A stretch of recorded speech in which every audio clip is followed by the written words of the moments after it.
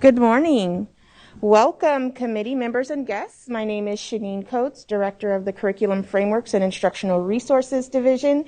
We are so excited to have you with us today virtually to conduct meeting 5 of the Mathematics Curriculum Frameworks and Evaluation Criteria Committee. Denise, will you please conduct a roll call? Addie Spiegler. Here. Nina Bradshaw. Here. Aaron Fraser. Here. Lori Firemuth. Here. Lori Fury. Here. Lindsay Gatfield. Here. Crystal Gomez. Here. Janet Hollister. Here. Lisa Hogerman. Here. Stephanie Holloway. Here.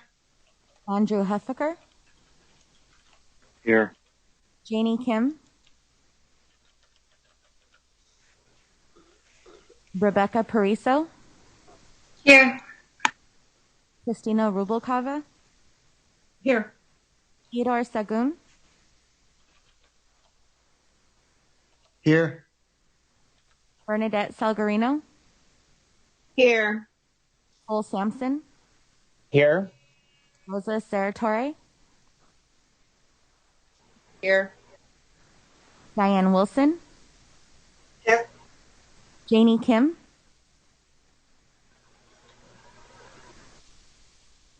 Okay, thank you. Thank you, Denise. Committee members, we have entered the phase of the CFCC's work that is the most intense, as you know. And so in just over 2 weeks, we will be meeting again for the 6th meeting of the Math CFCC.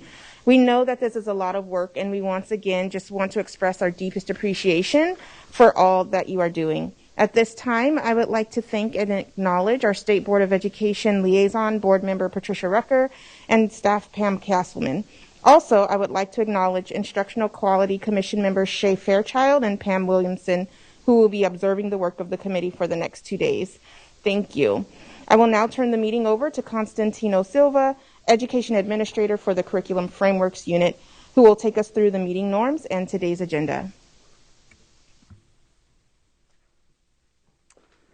Thank you, Director Coates, and good morning, committee members. It's good to see everybody today. Very quickly, I think everybody has this down by now, but we'll just do a quick review. We are using the same meeting norms, the same Zoom features that we have been using the last several meetings, all of our virtual meetings. So just very briefly, the mute button, the all-important mute button on the left. Be sure that you unmute yourself when you wish to speak and that you mute yourself after you are done speaking to help cut down on any unnecessary or background noise. If you need to check your audio connection, right to the right of that is that little caret. Click on that and it will give you a different audio options. The reactions, of course, can be found by clicking on participants, and just for now, just know that the most important feature we are using there is, of course, the raise hand feature, so that you can be acknowledged and have your turn to speak. Today, our agenda for today, as you know, very intense, very packed. We have our meeting norms to start the day today, and then in a few minutes we'll get a director's message. Director Coates will be back, and she has a few more comments to add. Following that, we will hear from our framework writers who are present and are ready to participate in our meeting.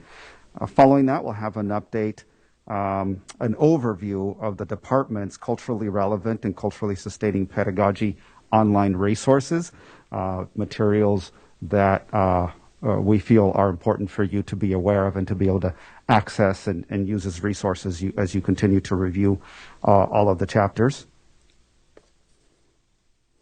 Then we will begin the first of our breakouts, our Chapter 2, Teaching for Equity and Engagement. We will be in that until the break, and then after the break, we will begin the whole group consensus of that same chapter. We don't think we're going to have enough time to finish before lunch, so we'll break for lunch, and then we'll come back and we will continue that consensus discussion. We will return in time for public comment, which will be at 1:35 this afternoon. And then we'll take a break, and we will begin the second small group discussion, that one on Chapter 5, Data Science. We'll take a break, and then we will return for the whole group consensus and wrap up our day with that discussion. You received for this meeting, you received the agenda for the meeting, and you have received the 6 draft chapters, chapters 2, 5, 9, 11, 12, and 13. Thank you for reading them and for providing your recommendations. We look forward to your discussions today and tomorrow. We also sent you the schedule of significant events approved by the State Board of Education, as well as the guidelines for the revision of the mathematics framework, which included the guidelines tracking tool for your use. And then you also received in the box folder so far as of Saturday, I believe I had uploaded all of 19 comments that had come in up until then. My understanding is that a few more came in over the weekend. I'll be taking time as time permits during the meeting to upload any additional ones that have come in. But so far in the box folder, you have 19 public comments for your reference. And just a note for anyone who any member of the public who doesn't already have the draft chapters and would like to access them, you may write the address on the screen, and we will give you access to those chapters. A note quickly about public comment. As I said, it's scheduled for 1:35 this afternoon. Members of the public can view the whole group discussions via the CDE webcast, and will be able to access the small groups via the Zoom access. However, public comment will take place via the telephone line, which is listed on the screen. We will project the slide again at public comment time. Additionally, if you wish to submit written comments, please use the Math Framework mailbox. This address is on the screen. Any comments received via the Math Framework mailbox will be provided to the CFCC and made available to the public, but they will not be read aloud. And finally, just to comment again, like I said, I think everybody's familiar with this, but just a quick review of our virtual meeting norms: to always be present in the meeting as much as possible. Have your camera on, but if your camera is off, we will assume that you're away. Please monitor your airtime. Recall the 3 before me rule of thumb, so that everybody has an opportunity to speak. And then when you're not speaking, please be sure you leave your microphone muted. And then when voting, please leave your votes up. Our staff here in the building, we will clear the votes following each one of the votes, so you don't have to do that. And finally, just our usual recommendation regarding any background lighting. If you have a bright light or an open window, no curtain or something behind you, that will make you appear darker. So if you could, if you have those kinds of issues, lighting in front of you, more lighting in front of you will alleviate those issues. Okay, I will now turn it back over to Director Coates. Thank you. Thank you, Constantino. So at this meeting, you are seeing the last of the first read chapters, chapters 9, 12, and 13. And you are seeing 3 more chapters for the second time. And those are chapters 2, 5, and 11. And that's what we call the second read. You have no doubt noticed significant differences in the new iterations of these chapters. We once again ask you to do reviews through the lens of the State Board of Education guidelines for the revision of the mathematics framework. We hope the guidelines tracking and note-taking tool has been useful. Keep in mind that while you will see all of the second read chapters a third and final time in December, second reads are where we invite you to make your most substantive edits and recommendations. We received several written public comments, as Constantino mentioned, for one of the chapters on the agenda, and that's Chapter 5, Data Science. And we feel it is important to make a crucial clarification given several of the comments address concerns with the revision of the mathematics standards. And we want to clarify that the California Common Core state standards for mathematics are not currently under revision. We want to clarify that the California Common Core state standards for mathematics are not currently under revision. Changing or updating the California standards would require legislative authority, which we do not have at this time. What is being updated, of course, is the mathematics framework for California public schools, kindergarten through grade 12, the math framework. Curriculum frameworks offer support and guidance to educators and administrators on how best to provide instruction aligned to the content standards with the goal of providing high-quality instruction to each and every student. As such, there are no mandates or policies in a framework. The framework is designed to provide ideas of various options that a district may wish to review as they determine their own course pathways. We hope this clarification is useful. We continue to invite members of the public to make recommendations on all aspects of the revision of the math framework. Your contributions are invaluable to the process of revising this framework. Finally, I would like to make a comment to the committee about the recommendations the committee receives from members of the public. All public comments received, whether written or oral, are for you to consider in your discussions and in your edits and recommendations to the draft chapters.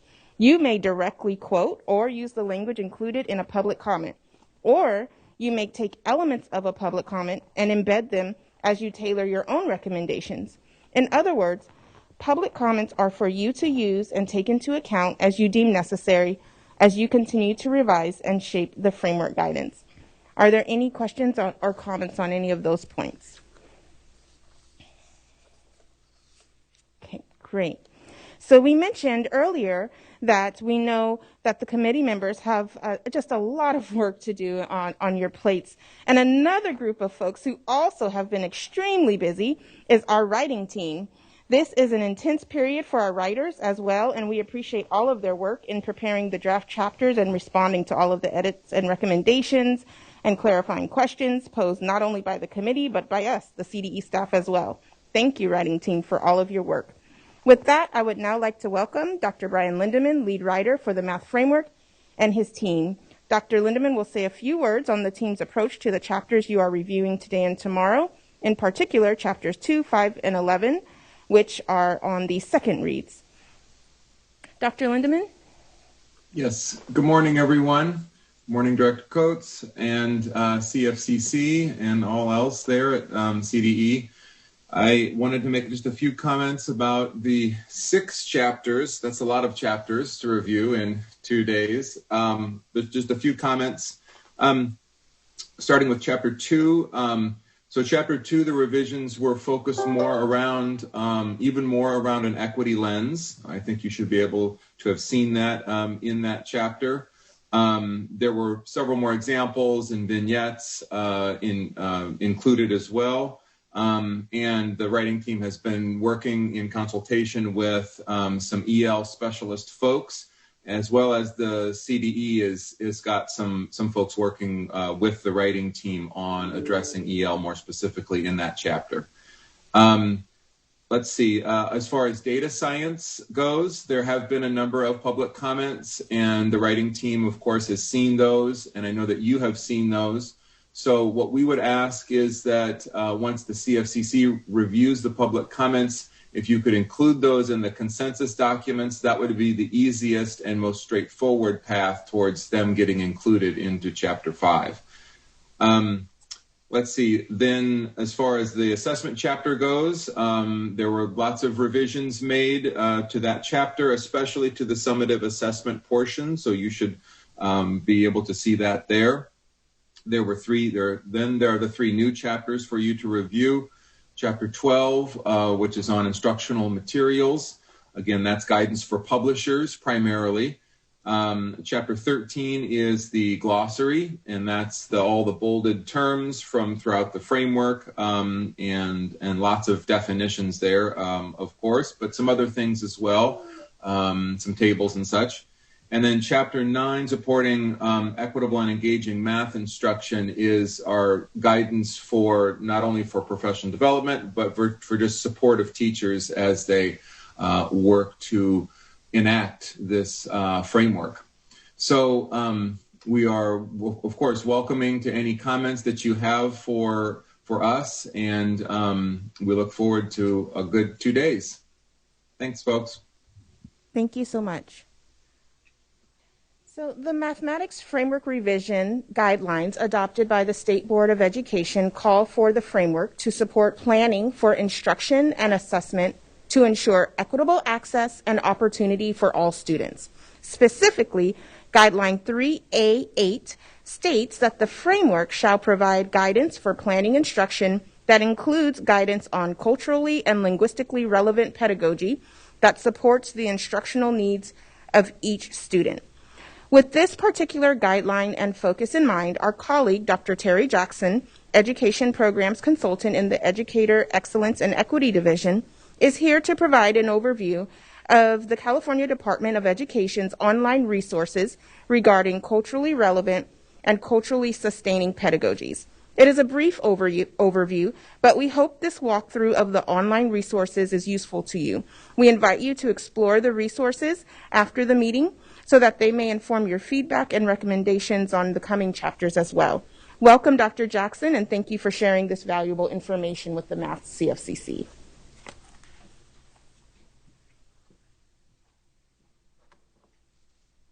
Thank you so much for that introduction. I just want to correct, I'm not a doctor, but thank you for that kind of promotion there.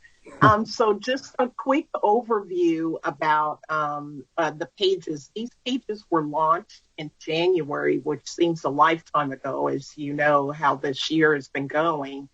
And there are 4 pages. The first page is like the intro page, just to give you some background that these are the pedagogies and the teachings that are on the following 3 pages are all at what we consider asset-based pedagogies, an approach that really uses the assets that students come to school with, hopefully, and build on those assets when they're in class.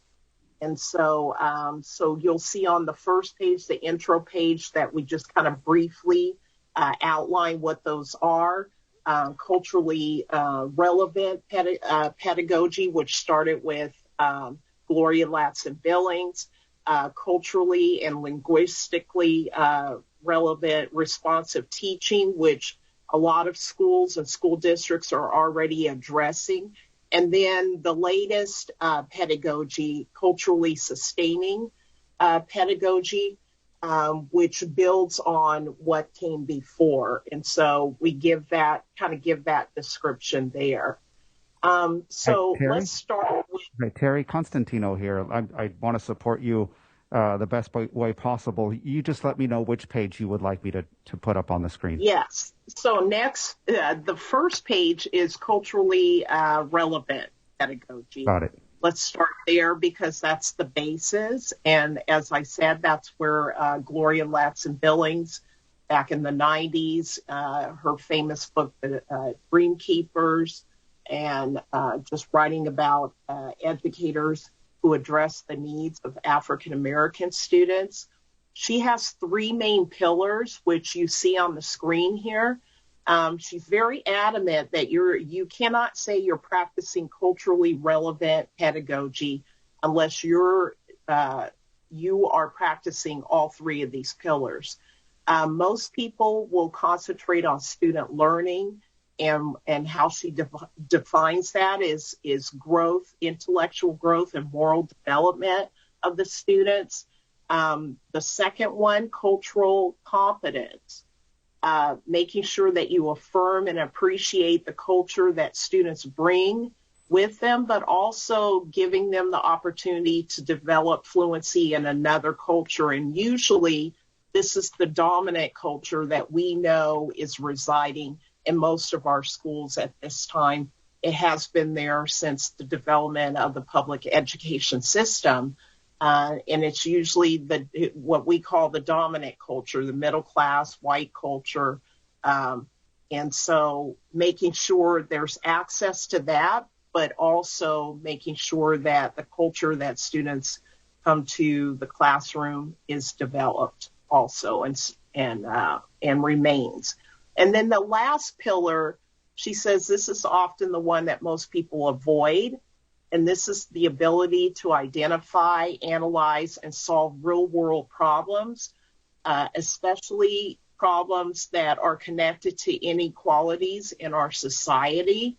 A lot of educators will avoid that pillar because they feel like that's too political or too much of a hot potato.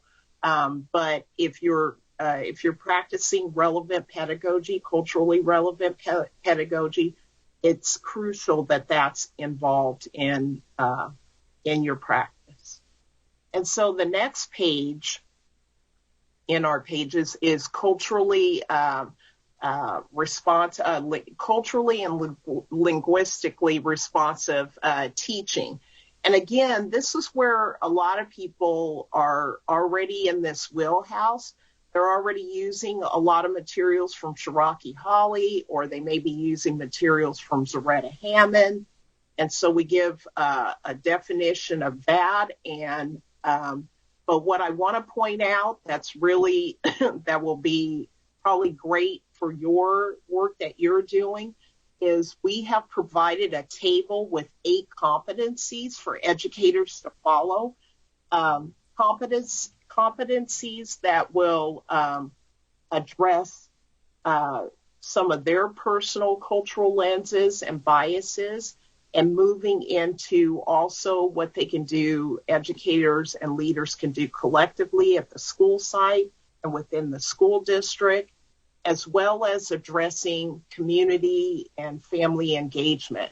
So if you're looking at this, there's 8 of them, and you'll see as it starts off, it's kind of individual, but then also draws into what can be done at the class, at the school site, and then again, those last couple of competencies, like 7 and 8, working with the community and with families. And then the last page is, like I said, the newest pedagogy, culturally sustaining pedagogies. This was developed by Django Paris, along with his colleague H. Samuel Lim, who's at UCLA. And what they're describing, and I think key on this page that we want to get across, is that they're not ignoring what came before the other asset pedagogies, but what they're trying to say is that it's not good enough to be relevant or to be responsive. We need to go further and really sustain what students bring to the classroom and actually utilize those assets in a way that is not a bridge to something so-called better, or what the dominant culture is bringing to the classroom. It's like learn the dominant culture, but sustain, and in the case of Indigenous students, actually revitalize culture that has been lost or wiped away in the past. And so you'll see there's 4 features of this. Again, addressing, valuing the languages and practices and ways of being. Also, again, making that connection with school and making sure that school is really accountable to the community instead of what we usually see, demanding the community, rise up to what's going on in school sites and in the district. And also making sure that curriculum connects with the culture and the languages that are utilized at the home, and just making sure that there is that connection with the dominant culture, but not losing what is brought to the classroom. And so on all 3 of these pages, you'll see references and resources. But for your work, you'll notice that I brought up some key terms or key phrases that I think are really helpful in terms of mathematics. And it's one of those subject areas that we know in the past has really been a way to sort students, especially once they reach middle school. You begin to see a sorting out of students in certain classes, advanced classes, and other students not making it to those classes. So what we're saying is the asset-based pedagogies give you some kind of anchor or base to really start to think about how can we utilize some of these assets, like collaboration, like treating a subject matter as collective and not individualist. And mathematics really lends itself to that. And problem solving, as we said back with Gloria Latson-Billings and culturally relevant pedagogy, making sure that the problem solving is real world based, and mathematics really lends itself to that. And also realizing that, and I'm glad that this opening page has been brought back, that some of the other frameworks in the department have already used these assets as part of their frameworks, and to bring that and make sure, hopefully, that that's a part of the math framework as you develop it. As you can see at the bottom, if you have any questions or if you have any other comments, you can direct them to the TLPO office, which is where I work, Teacher and Leader Policy Office. There's our email address and our phone number, and I hope that gives you just a quick overview of the pages that are available. And of course, there are pages that will be adding more resources. Thank you, Thank Terry. you. Committee members, does anybody have any questions?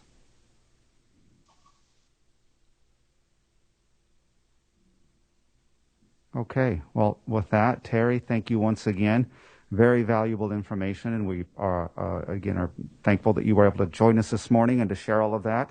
And we do hope the committee members take this information, take time to read the information, and take it into account as they continue to revise the draft chapters.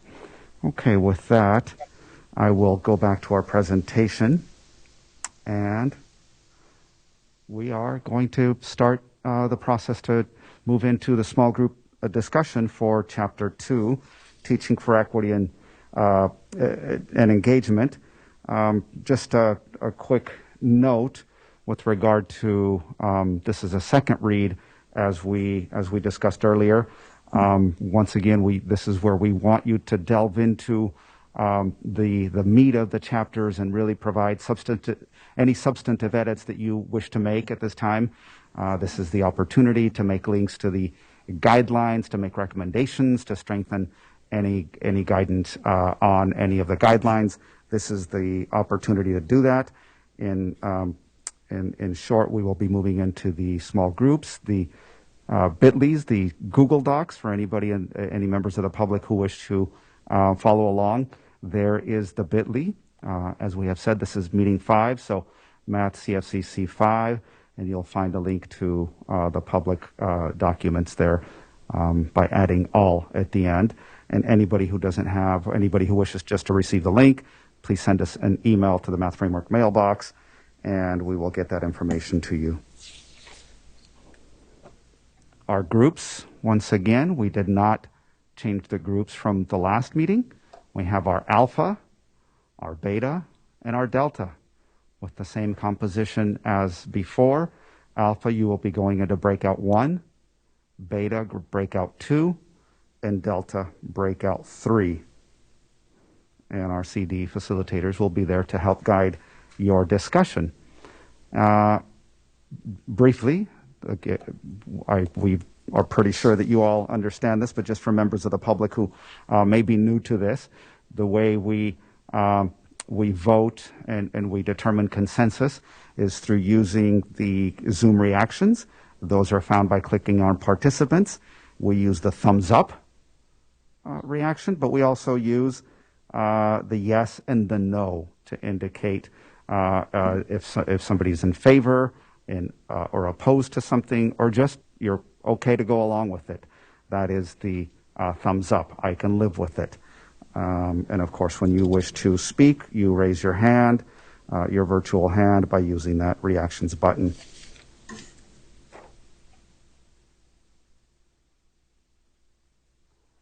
Okay, so here are the links. Anybody who does not already have these, please email the Math Framework mailbox and we will get these to you. But there are our breakout links and passcodes. And with that, just a quick reminder for our members of the public, you are welcome to join the small groups. But again, we ask that you be respectful, that you keep your microphone off, that you do not engage in any way.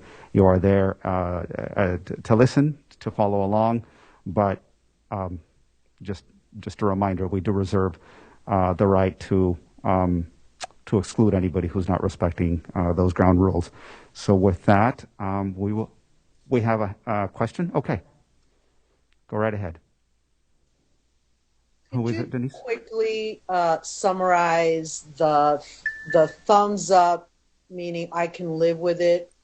Is it considered a yes or a no count?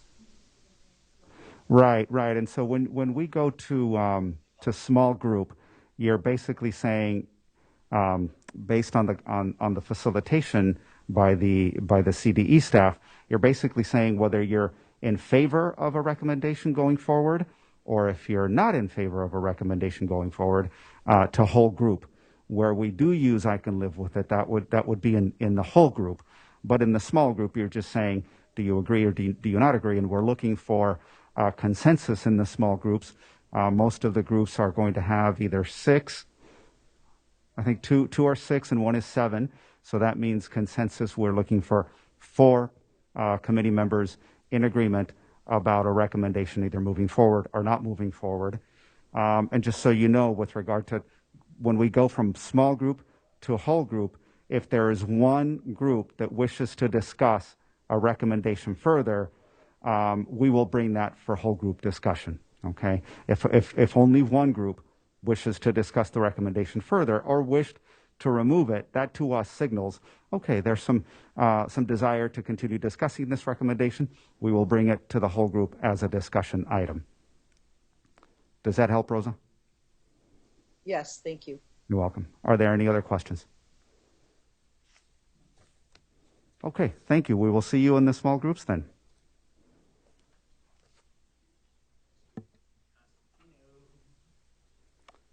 Welcome back, everybody. We are now getting ready to begin the whole group consensus discussion for Chapter 2. As we said, we have broken this up. We think we're going to need the full session, so we're going to work now and then come back and then break for lunch and come back and continue this discussion. Just very briefly before I turn it over to our co-chairs, just a reminder, again, as I had indicated before, we've got the reactions buttons for consensus. We will project the votes. We are using the check mark yes as the affirmative vote, the red X as a vote in favor, and the thumbs up as I can live with it. I'm okay with that recommendation. And of course, we request using the hand raise feature for speaking. Okay, and with that, Denise, will you take roll? Thank you. Heidi Spiegler, Here. Tina Bradshaw, Here. Aaron Fraser, Here. Lori Firemuth, Here. Lori Fury, here. Lindsay Gatfield,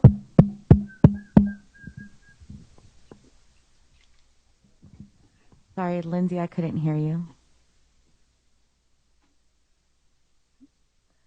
Crystal Gomez, Here. Janet Hollister, Here. Lisa Hogerman, Here. Stephanie Holloway, Here. Andrew Huffaker, Here. Janie Kim, Here. Rebecca Pariso, Here. Christina Rubalcava, Here.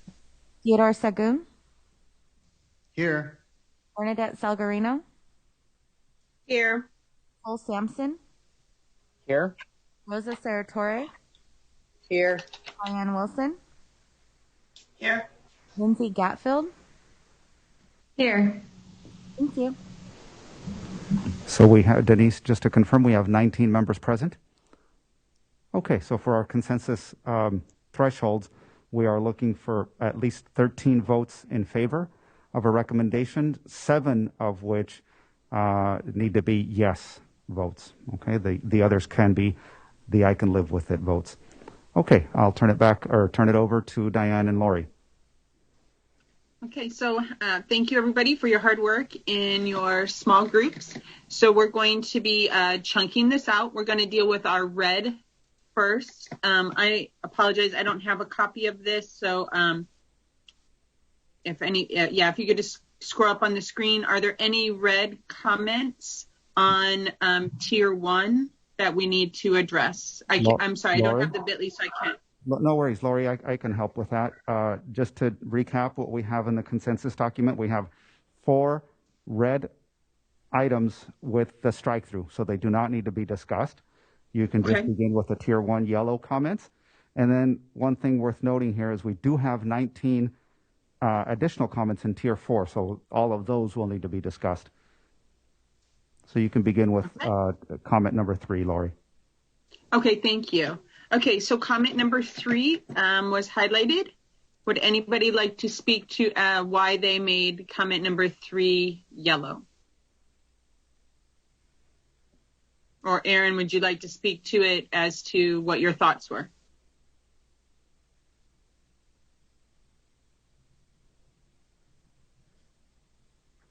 Cole?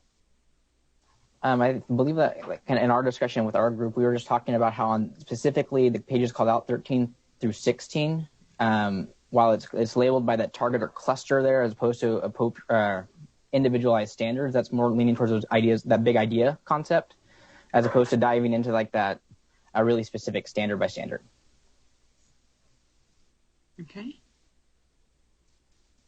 Okay, so just a reminder to everyone that if we vote, so just a reminder on how the vote works.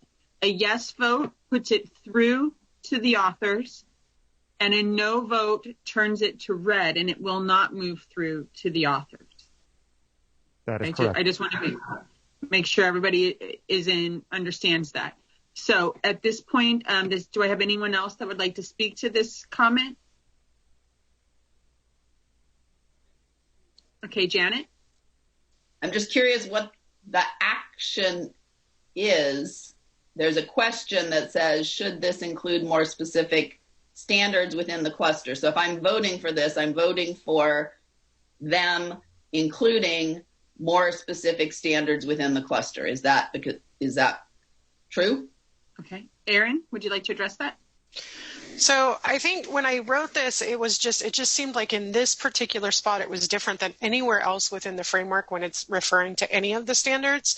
And so I think the big part of this is the consistency in how we're calling things out throughout the document. That's really my biggest thing. And so that I wasn't sure why here in particular, it was just cluster headings as opposed to everywhere else where we all are calling out standards. So my thing is just, can we have some consistency across the board? So I don't know if we can amend this to say that. I mean, because really that's what it is. That was my thought there. It was a global thing, that consistency in when we are bringing things up, that it is consistent across the document. This is the correct moment to amend any of the recommendations. Okay.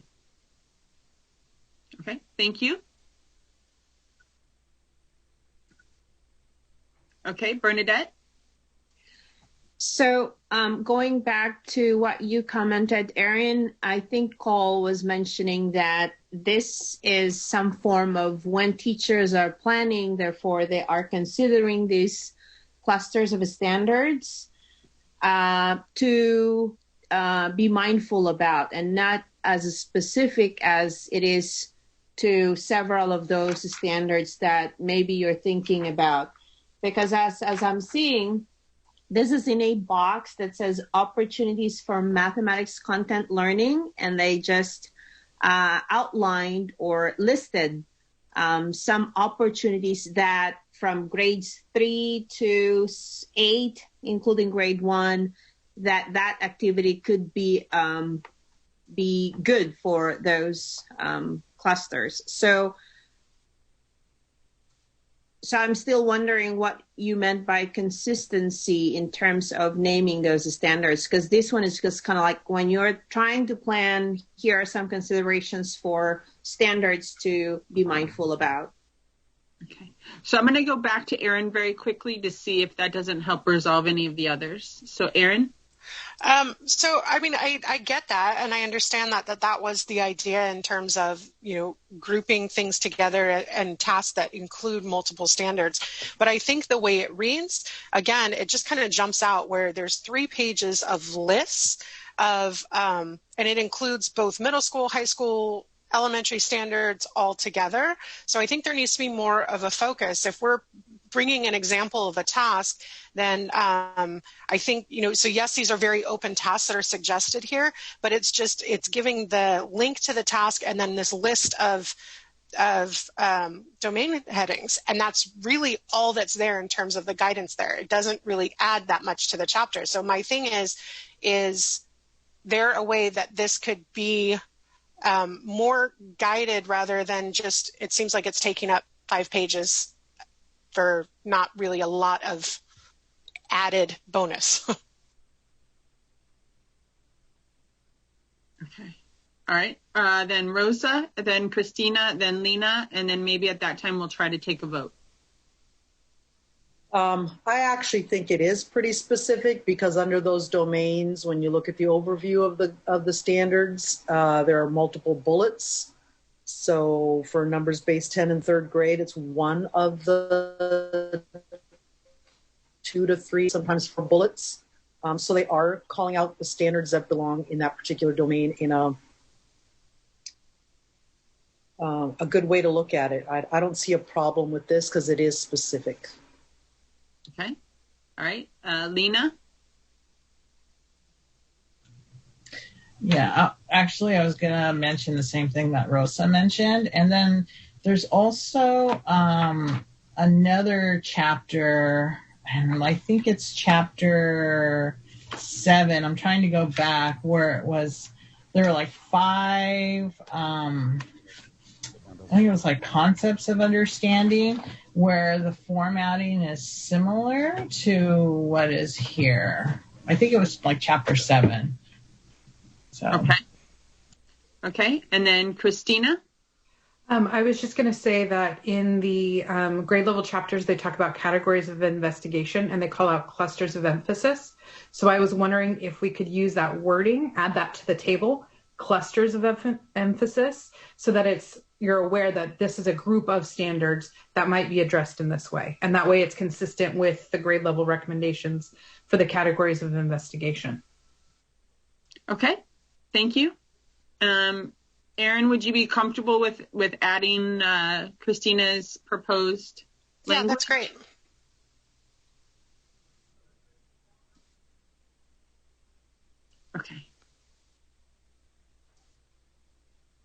Okay.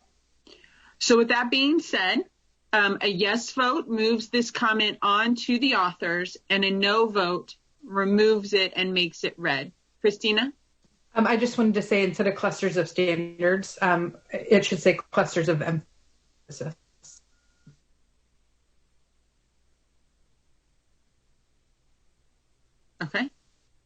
Okay. So let's go ahead and vote. Yes moves it to the authors. A no vote removes the comment.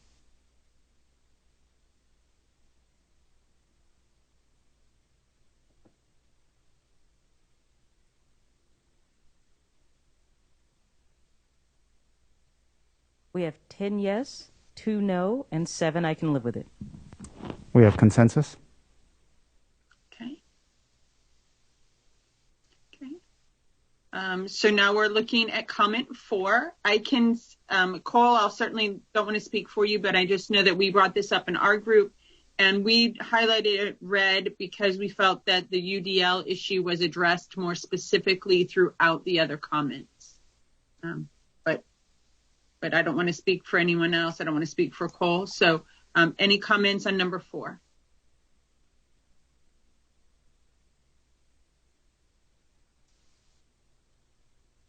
Seeing no hands, please vote. Yes moves it forward and no vote eliminates it.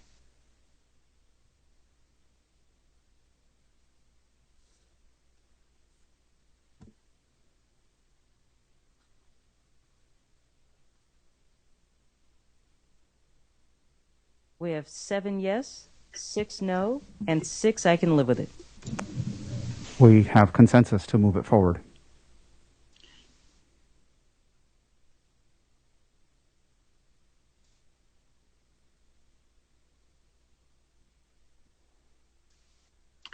Okay, moving on to comment number 7, and I believe, again, my group, I'll just speak for us, we highlighted it yellow because we felt it was very much like comment number 17, and we didn't know whether we should keep them, both of them, or try to come up with a new comment and write it. So that is why we highlighted 7 and yellow. Apparently I can't speak today. Erin, would you like to speak? So we discussed this, both of these also in our group. And so Joe was in our group. And one of the things was that they wanted guidance in terms of writers because they were using observations of classrooms. And so they didn't want to necessarily change them so much. And so we had talked about that. But the idea is still that with a vignette is basically evidence that teachers and districts are going to use for professional development and what should be happening. And so it's an important thing to note. And so there was somebody from CDE in our group who tried to address that. But I think that that was a question from the writers, as they weren't sure what we were expecting on the vignettes because they didn't want to change actual observations that had happened. So maybe just at least a note somewhere in there from the writers, like a break in it that says, this would be a time where you could da-da-da-da-da, so that it is more what we expect and not emphasizing the idea of it's great to know this is a button on the calculator.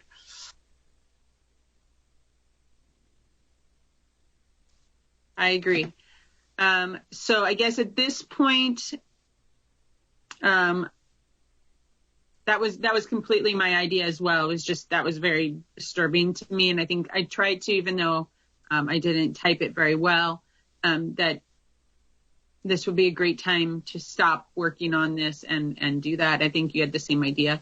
So at this point, if no one does anyone else want to speak to this comment? I think Erin and I have both spoken to our concerns. Okay, so yes, we want to move it forward. No, we do not. We'll just take number 7 at this time.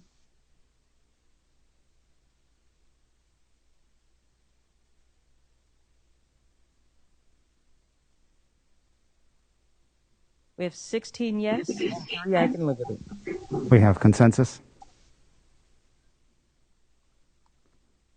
Do you wish to address 17 at this time, or do you just want to go on to 8? Let's just go in order. We'll just go in order. We can get to 17. I was going to say, though, I don't mind withdrawing 17. It's the same thing. Okay. I'll withdraw it. Thanks, Erin. Does anybody have any objections to the withdrawal of comment number 17? I was just going to say great minds think alike when I saw it, so.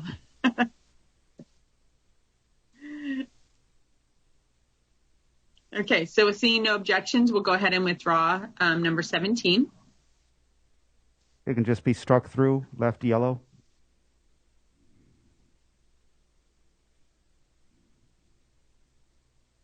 Okay. Comment number 8 was my comment. I asked about the removal of COVID-19 simply because of, one, I guess the biggest hope is that in a few years, this will not be necessarily something that's relevant. And 2, I just am concerned about teachers using it without thinking about the trauma that it could cause within the classroom.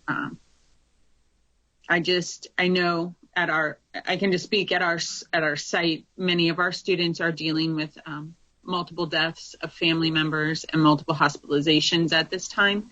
And so I just, out of concern. But does anyone else want to speak to it? Okay, Lindsay?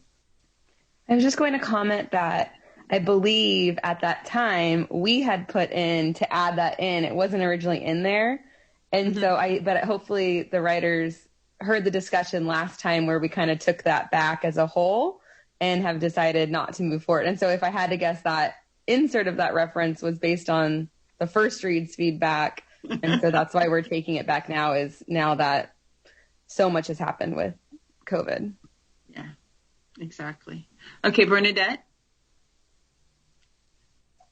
I support Lindsay's statement. We brought that up last time, and my wondering is if that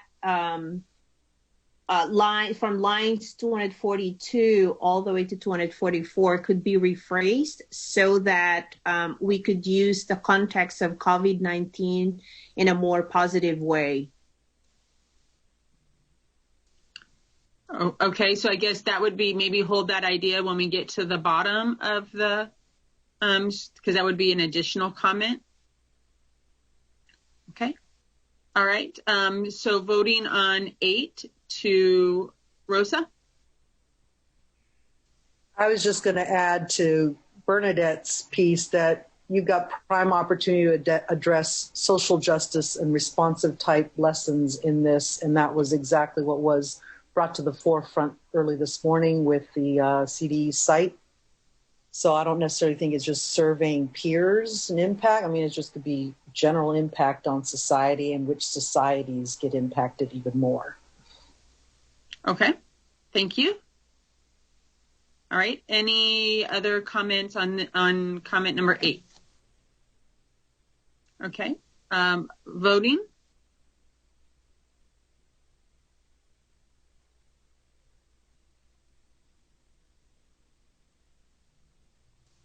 Yes is to remove, right? Or yes is to move it forward. A no is to have it. Oh, excuse me. Yeah, you're correct. Thank you. A yes is to move it forward. A no is to make it red. Thank you for again, Bernadette. We have 5 yes, 10 no, and 4 I can live with it. Do not have consensus.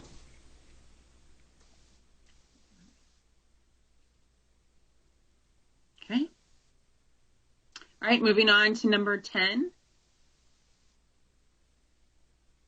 Any discussion, Janie? So that was my comment. And I know that from 401 through 406, they kind of talk about different ways that students would work. But I guess in that section, it just seems like the emphasis is around sitting. So I was just thinking if you could have them pose, like, instead of how should we sit, it could be like, well, what else can we do to have to work productively with our partners or something like that, so that teachers really, can see other behaviors except for physical sitting.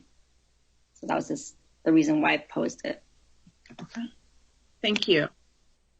Would anyone else like to speak?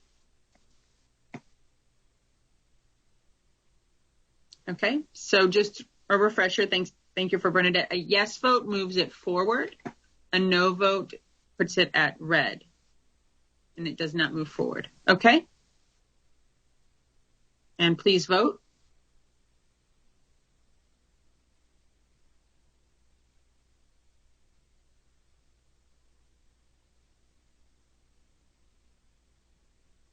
We have 13 yes, 1 no, and 5 I can live with it. We have consensus.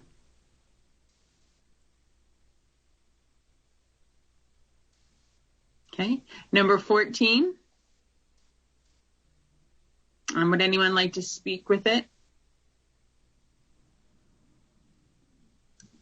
This one's identical to number 8. Correct.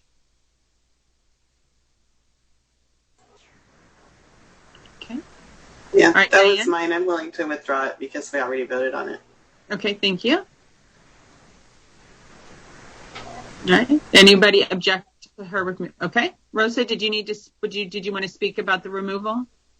I didn't think it said the same thing. I mean, if COVID-19 is the bugaboo, could it be something like an example such as during a pandemic or a natural disaster or something like that, where maybe it seems more global than specific to COVID-19, just like we don't talk about SARS now or the.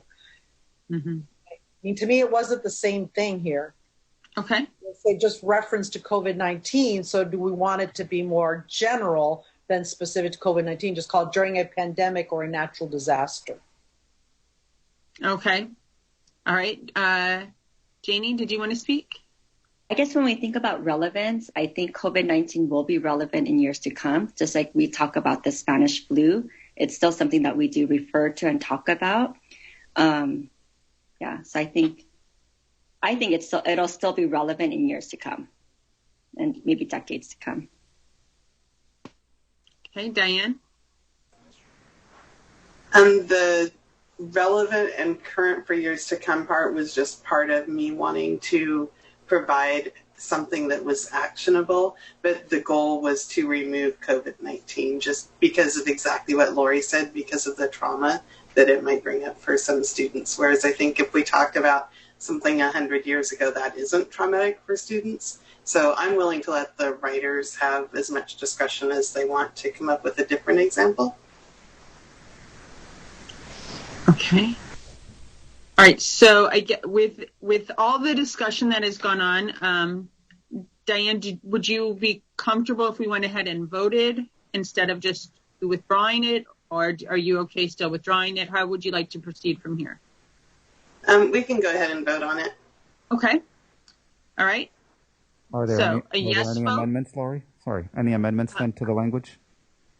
Um, For example, I heard maybe giving the writers discretion to come up with a similar but Okay. different example. Okay. We could add on at writer's discretion, yeah. Okay. Okay. All right. So remember, a yes vote moves this forward to the writers, and a no vote turns it red.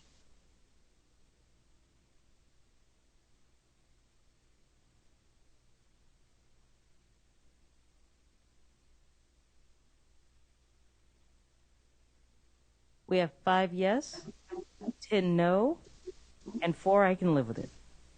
Do not have consensus.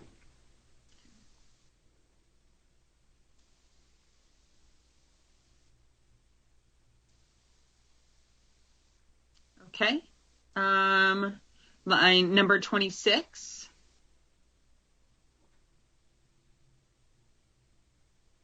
Cole, would you like to speak to this?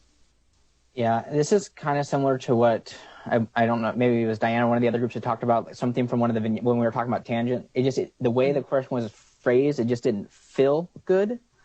So I'm wondering if maybe we can make similar to like what we did there, making maybe a note of other maybe guidance or things for teachers to kind of build that positive asset-based environment. So would you like to add, is there a better way to model this question to reflect a assets-based positive? Yeah, and just knowing that it did come probably from an example, it just, I don't know, it just didn't sit right whenever. Okay.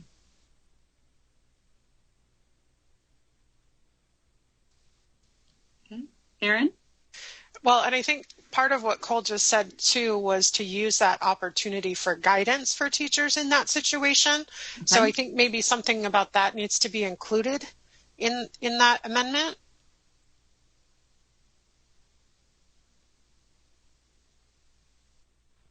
So would you like to say something like include guidance for teachers as a way to better state the question? Yeah, well, because that was, Cole, wasn't that the one where the kid said, does he speak English or something like that? And yes. The teacher just kind of glossed over it. So I think that there needs to be something in there rather than I'm a teacher, I heard it, I let it go, I don't address it. How can it be addressed to include that asset-based positive perspective and build that cultural understanding and community within the classroom?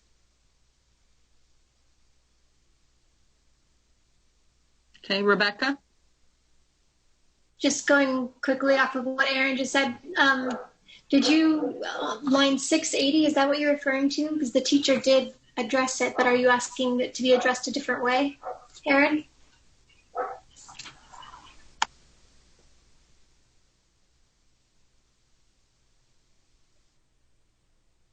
Aaron, did you want to respond or?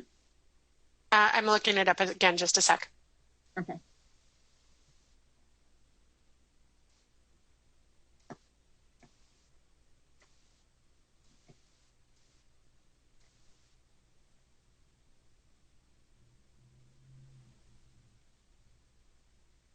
Okay, so yes, it is sort of addressed there, but it's not addressed. So it says like the kid says directly to the teacher, does he understand English? Some of the students respond and the teacher said, well, if not, somebody can translate for him. And then just, you still need to make your comments. So the whole question was, or the way it was phrased in terms of it wasn't really addressed there.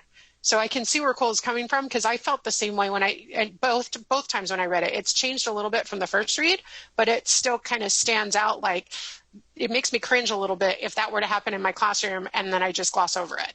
I completely agree with you. I'm just wondering if we could just phrase this to be so specific so they know exactly what we're looking to add or change. Okay, I'll go ahead and go to Bernadette and then Stephanie, and then if you guys want to come up with some wording. So I'm hearing, based from the statement right now, I'm hearing that we are recommending that this statement need to be revised to reflect asset-based and to also respect the diverse languages that are in the classroom. And at the same time, to include some guidance along the way to have that respect of diversity be visible in this particular vignette. Okay. Let's see, Stephanie and then Lori. So what I'm seeing is and we talked about this in our group too, line 657 says that it's a real classroom experience, including some awkwardness as well as positive moments. So I think if we are going to add some conversation about how maybe this could have even been better handled within that classroom, perhaps it should be added in line 686 instead of right in the vignette, because you're taking away from the actual interaction between the students and the teacher. So I suggest in the amendment that that there's some guidance in line 686 and beyond. Okay. So you're saying like after line 6, I'm sorry, did you say 686? Yes, because that is after the vignette. Okay. Some after put the guidance about how to maybe have better handled this situation in there. Yes. Okay. All right. Okay, I'm going to go ahead and go to Dr. Bowler. Oh, hello. I just wanted to pose an idea about these vignettes because this came up and it's come up repeatedly about the tan vignette as well. And as writers, we've drawn from published classroom examples that seemed good because we've just been so under pressure. We haven't really had time to create ideal vignettes everywhere, although we'd welcome those being sent to us. But I was thinking, rather than us saying, well, we're stuck with these because these are real classroom examples and we can just note that there are better ways to do it, it just occurred to me that what we could say is this vignette is adapted from this example that appears somewhere else, and we have sort of adapted it to better fit the framework. And then I think we could just bring in these better ideas actually inside the vignettes rather than having awkward language around them saying it's not perfect, but it has some good things.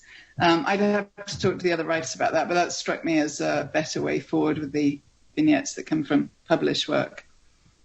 Okay, perfect. Thank you. I have to say I like that idea. Bernadette, and then Lori, and then maybe we'll try to do a vote.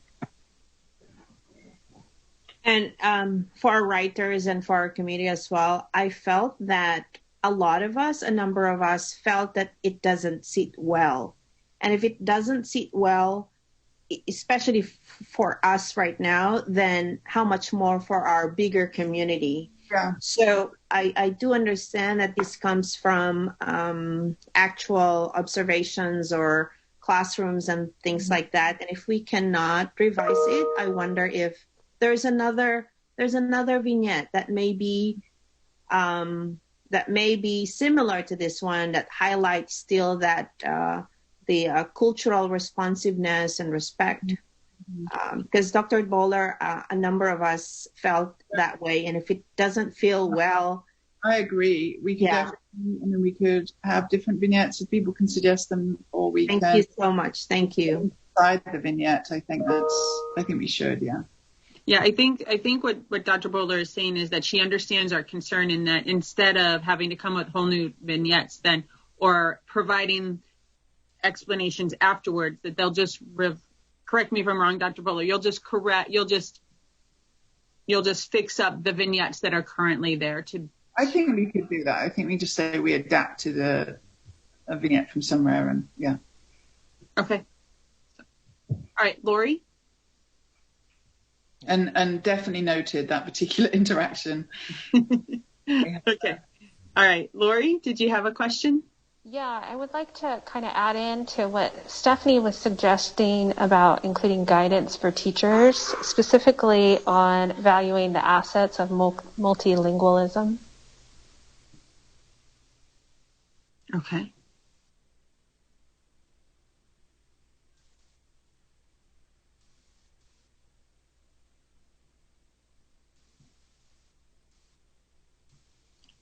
Okay. All right. So as proposed, that the writers will add a note that this is adapted from a source, and then and kind of hopefully clean it up so that it's a little more culturally sensitive. And the other option is if they find a different vignette, they will replace it with a different vignette. So again, a yes vote moves this idea to the writers. Lori, Constantino here. Just so we can add the correct language in option 1, it would need to read, if I understand correctly, add a note that this was adapted from a source, and add language that that reflects a more culturally responsive scenario. Is that correct? I think so, yes. Thank you.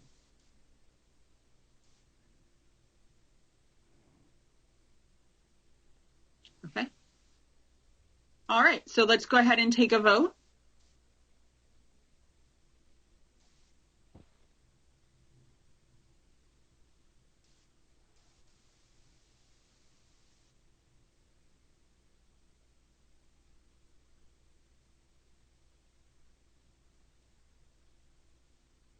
We have 19 yes. Consensus.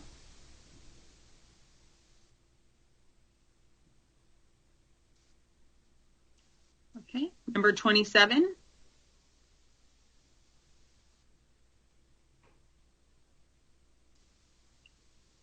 Those are my initials, so I guess I speak to it. With each of these chapters, I guess we all know what the resources are at the end of these, and they're awesome resources. I feel like we're remiss if we don't include the true framework, especially since we note the power of lesson study. And within California, we have a number of groups using the true framework so that lesson studies have an equity lens to them. So that's all. I was just asking that it be included in the resources. Okay. Erin? So we had this conversation in our group, and I know that True Framework is being used by a lot of districts, but there is some history on the True Framework that the True Framework only gives reference credit to one author when the True Framework is based off the research of many different researchers, and it's not giving them credit for the ideas. So it's bringing together a bunch of ideas. So I think that rather than specifically maybe identify the True Framework, that some of those original reference pieces are included as references. Okay. Well, I'm not aware of that. I know all of the people in the California math projects up and down the state. You've got that, I always forget what CANME stands for, I'm sorry, and I've been part of it. You've got the Community of Practice, which is a consortium of county leaders throughout the state of California. So I feel like there's a lot of people making use and referencing it, and I don't think of it as only one person. Maybe it's one person that represents one school, but I think it's definitely branched out. So, and I have not heard that as a negative about it. I just know that we're using it. Why isn't it referenced? Okay. And especially since we're all now globbing onto the equitablemath.org, some of the same people that wrote that letter are using the True Framework with lesson study. And I think they're actually referencing it in their strides. Okay. Dr. Bowler? Yeah, thank you. I just giving some context to this. The True Framework is a framework that offers some really nice ideas about equity, identity, and inclusion. It's just there's a lot of people in the maths ed community that built up those ideas that went into the framework, but the references on the True Framework only include one author repeatedly, and people were a little upset that the work of the others who led into that were not referenced at all. But I mean, we could use it as a framework. We could maybe we add in the references that actually were the ideas that we used in the development of that framework, put back the references that were missing, something like that. Okay, Bernadette? So building up from what Dr. Bowler has mentioned, that then will say in this particular line that, because I'm still missing the action here, so maybe include the True Framework as a resource under this chapter.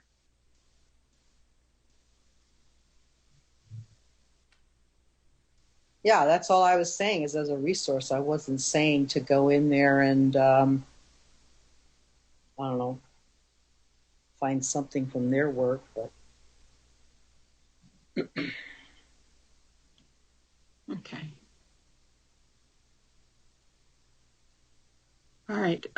Having heard all of that, let's go ahead and vote if we'd like to move it forward. It's a yes vote. If we'd like to mark it red, it's a no vote.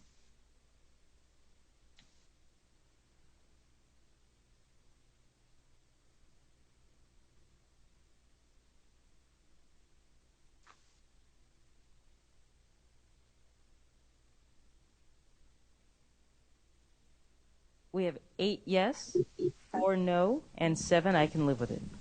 We have consensus.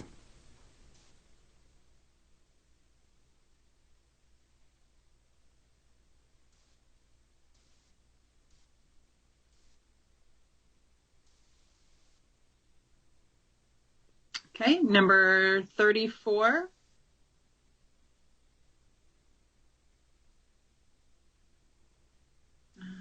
Would anyone like to speak to comment 34?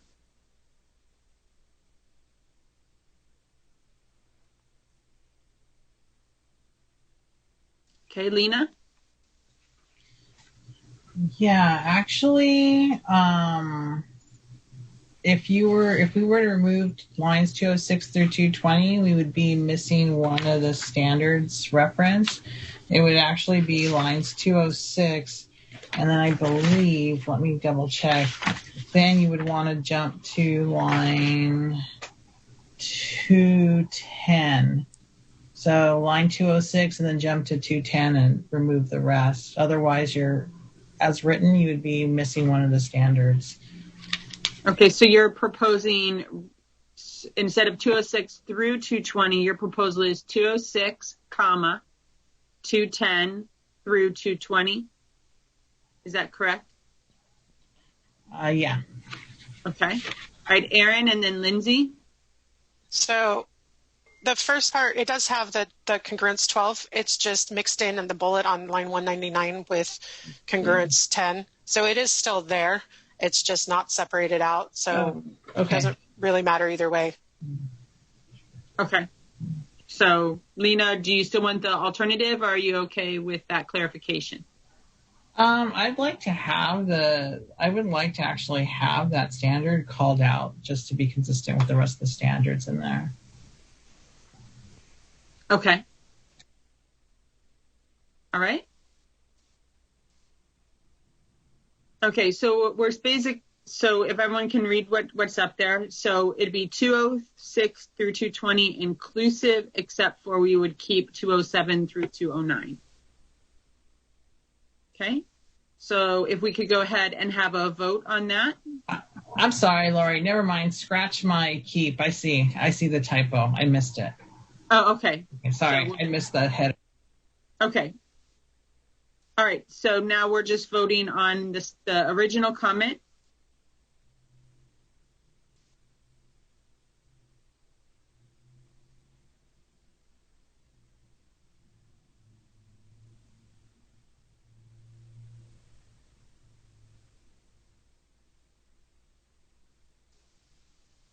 We have 13 yes and 6 I can live with it.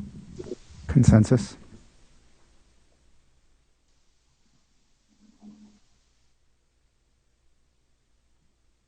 Okay. Okay. Comment number 35. Would anyone like to speak to this? Okay, Janet. So this was my comment, and we talked about it in our group. We rewrote it in comment 42 because we said, yes, it should be addressed in instructional materials. It also should be addressed in professional learning because it was clarified to us this work that teachers did was over the summer and it was paid time. When I read the section, I was really concerned about teachers trying to do this in a 45-minute PLC period. And so we tried to rewrite 35 in 42. So I don't know if that means I should just withdraw 35 and then we talk about 42.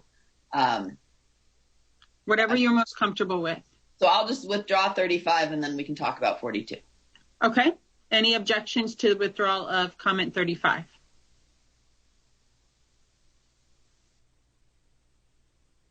Okay, seeing no objections, we'll move on to 38.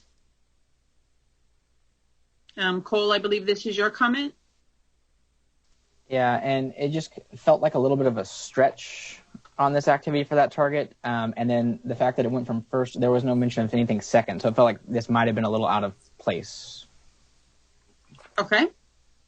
Any other comments on that?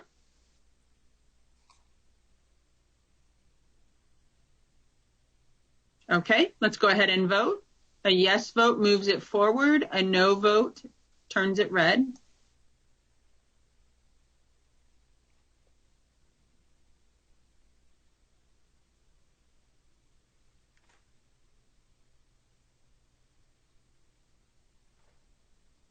We have 9 yes, 4 no, and 6 I can live with it. We have consensus.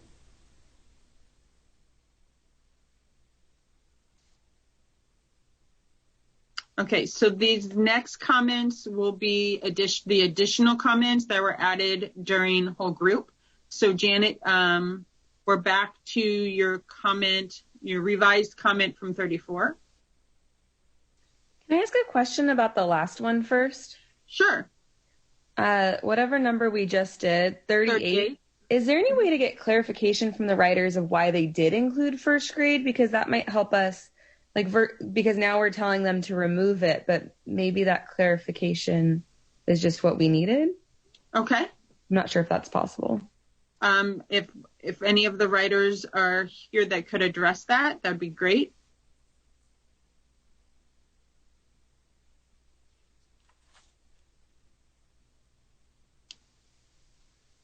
I'm not sure anyone that is here, Lindsay, can address that. Yeah, sorry, I'm here, but I'm not able to address that. Dan? We'll see if we can get someone. I'm trying to look at the part of the document it's referring to. I've just. You know what? If you want to take a minute, Dr. Bowler, we can come back to it. Okay, great. Thank you. Yeah. Thank you. Yes, I'm looking as well.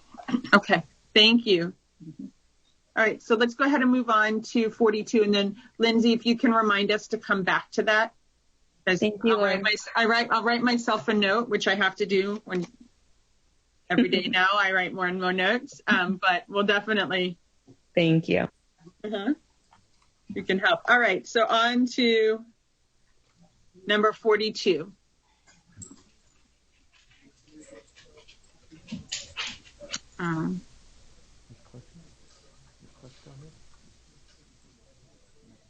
Okay, any comments on comment 42?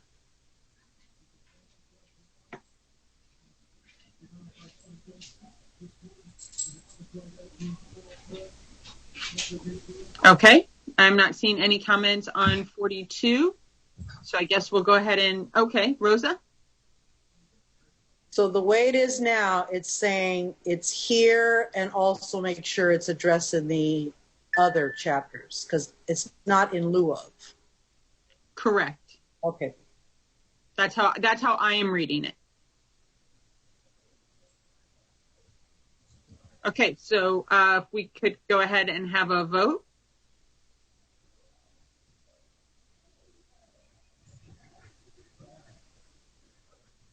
Okay. Dr. Bowler, did you want to address us before the vote? Oh, no, I was just going to say I've looked at the document now. No, please go ahead. Okay, I'll be right back to you. We have 14 yes, 1 no, and 4 I can live with it. Consensus. Okay. All right, so going back to comment 38, Dr. Bowler?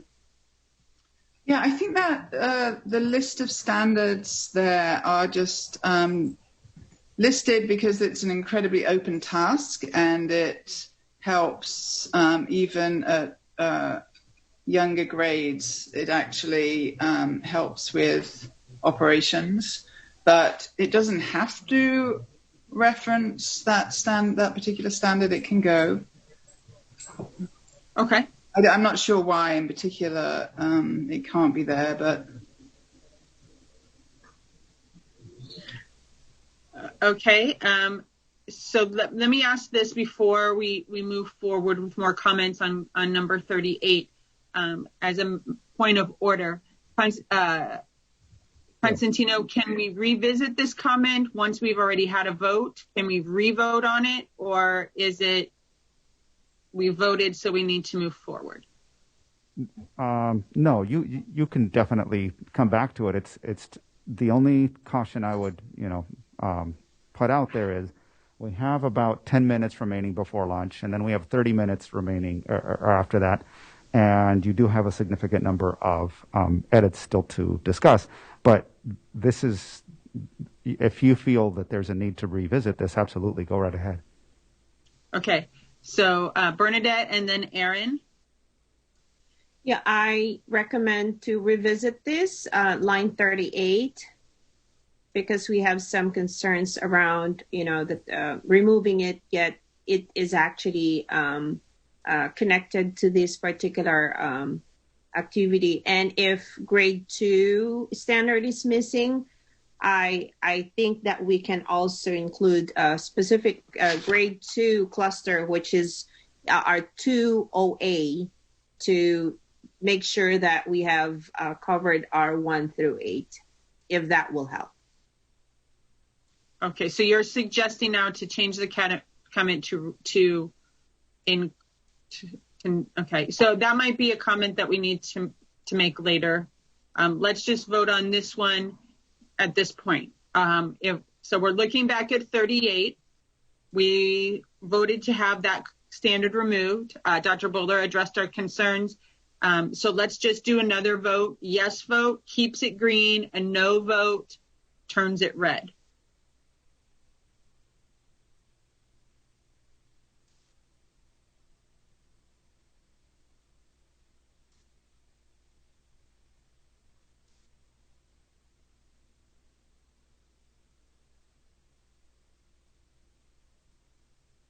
Okay. All right, so let's go ahead and so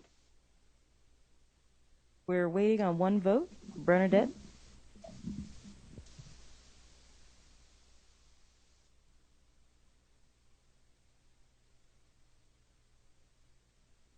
Okay. Well, I believe we have consensus to not move the comment forward, so I think it's marked correctly. Okay. So we can move on. Okay, thank you. Okay, so we're at comment number 43.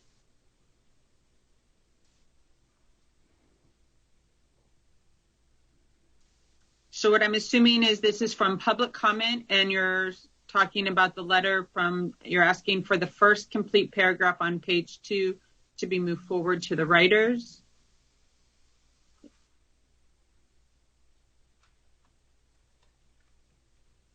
Okay, Christina?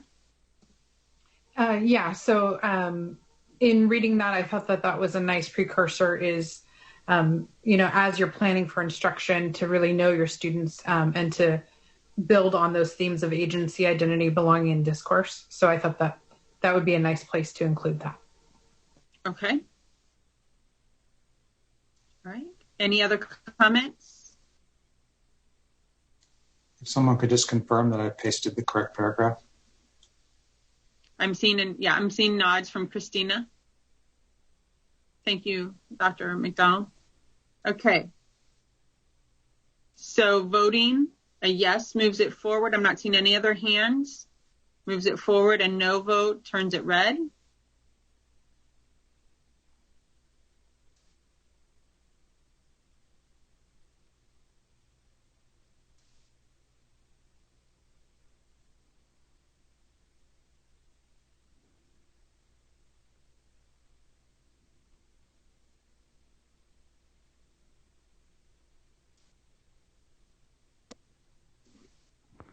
We're waiting on one vote, but I believe we have consensus overwhelmingly. Okay. Moving on to comment number 44. I put that in because in the bibliography or the resources, the Moscovich article is 1999, and on numerous occasions, this more recent one has come up with a lot of good recommendations to use for math, in particular with English learners. So I thought this would be a good one to include. Okay, thank you. Any other comments on this one?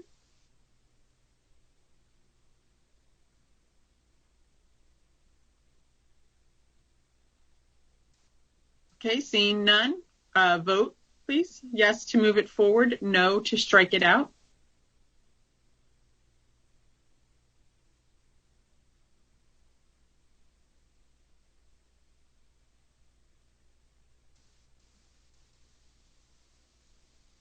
We have 16 yes and 2 I can live with it. We have consensus.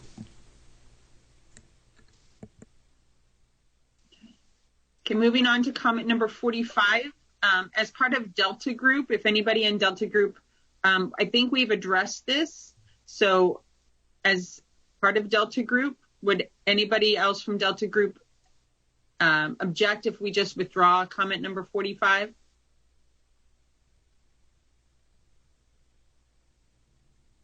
Okay, seeing none, we'll go ahead and withdraw that. Okay. Number 46.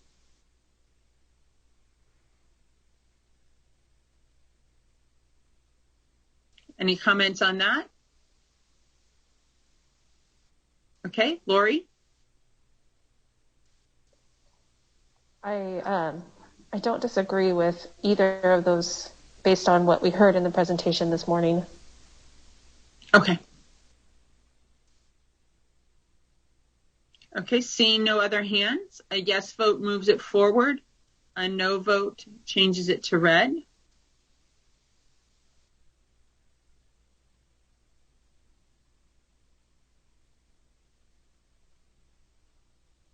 We have 14 yes and 4 I can live with it. We have consensus. Number 47, the recommendation is to include dominant cultures in the glossary. I think our group just felt that it wasn't a very common term, but many people may not know what is meant by that, especially using the word dominant there. So we thought that might be important. Right? Anybody else would like to speak? Okay, a yes vote moves it forward.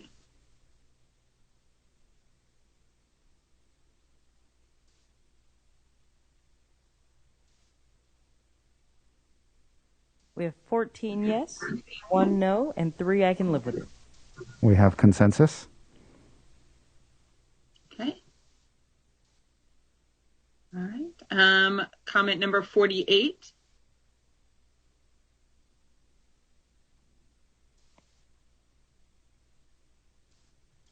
anyone would like to speak to that.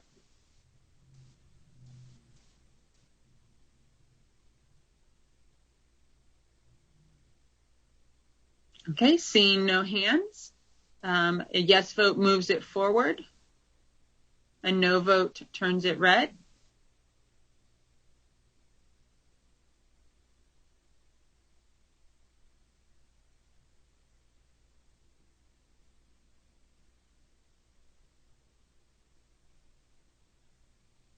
We have 7 yes and 11 I can live with it. We have consensus. Okay, number Lori, 49. Lori, Okay. just a time check, 12:19. Okay. So do we want to stop You or? want to do this one and we'll stop right after. Okay, we'll do this. Okay, we'll do this last one. Okay. Balance the genders in the vignettes. I think this was about male and female teachers. Is that correct, Bernadette? It looks like Bernadette is currently not on, so she may not be able to address this. Okay. Maybe after lunch. I believe, Cole, you were in our group too. Do you remember? Is that what she meant? Yeah, I think it was like a 7-3 split or something like that as far as the teachers in the vignettes, and she just asked for them to be more balanced.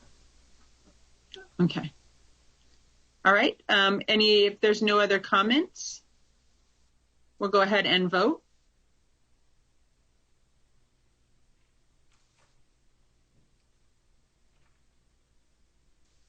We have 11 yes and 7 I can live with it. We have consensus. Okay. Okay. Well, then with that, it is 12:20, and we do want to honor the lunch time. We have 45 minutes, if I recall correctly. We are back at 1:05 to continue whole group discussion of Chapter 2. Are there any questions or comments before we break? Okay, thank you. Have a good lunch. We'll see you right after. Okay, welcome back, Math CFCC. We hope you had a good lunch. We are ready to, about to continue our consensus discussion for Chapter 2, Teaching for Equity and Engagement. Denise, will you call the roll? Iris Bigler. Aris did let us know he is going to be out for about the next hour and a half. Oh, okay. Lena Bradshaw. Here. Aaron Fraser. Here. Lori Firemuth. Lori Fury.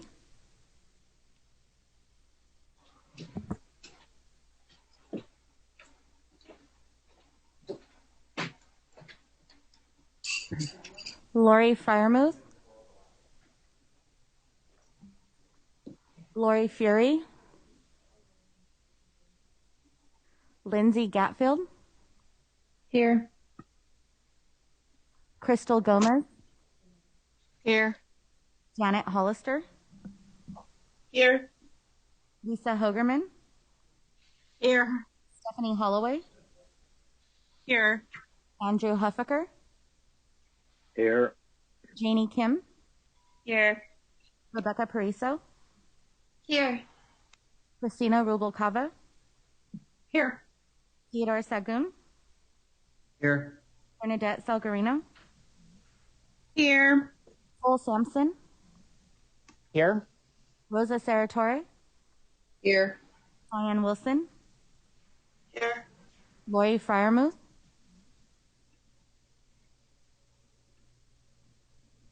Lori Fury. Thank you.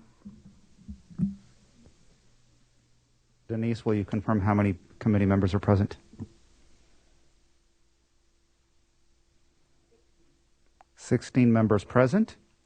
So just with regard to the thresholds, we are looking for at least 11 votes to move a recommendation forward, with at least 6 of those being yeses. 5 could be the I can live with it or thumbs up. Okay, Lori, back to you.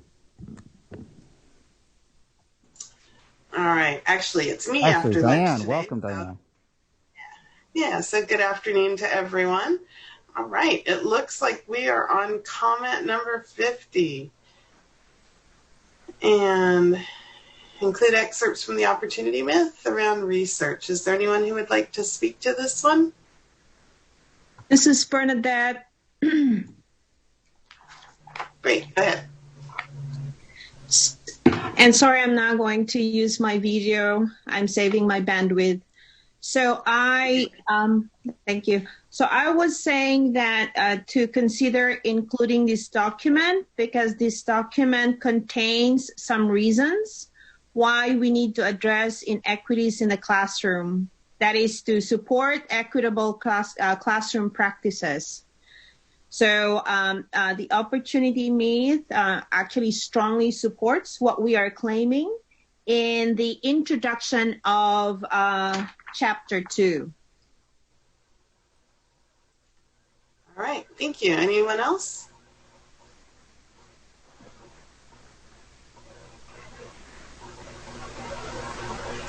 I see no more hands, so let's vote on comment 50. Please, a yes vote turns it green and moves it forward.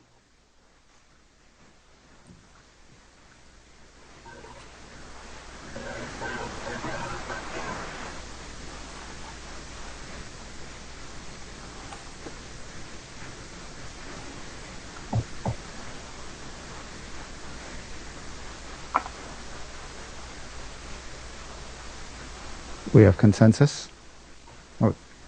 We're missing one vote, but looks like we have overwhelming consensus, even with one vote outstanding. Yes. Thank you, consensus. All right.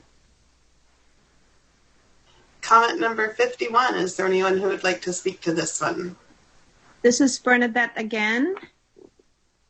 So I am suggesting to include some examples of multicultural materials, mathematics materials, which can be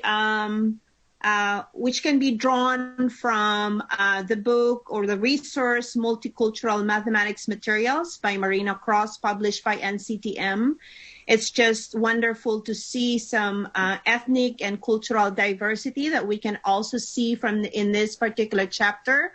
Specific to that, there are games and activities and some materials that feature like Hopi and Navajo materials. That would be just amazing to also see that be highlighted in this chapter. Thank you. Anyone else?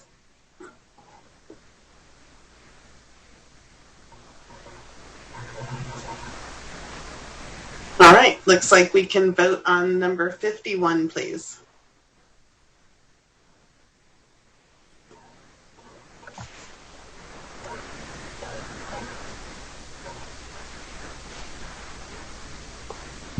We have 14 yes and 3 I can live with it.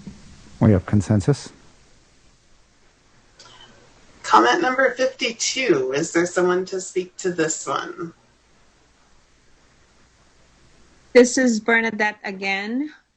We noticed that at the end of chapter 2, there was this list of 7 principles for universal access, and I think Dr. Lindemann speak about these a little earlier, but we would like to highlight that the UDL as well as these principles are seamlessly be weaved all throughout and not just, listing them down at the end of chapter 2.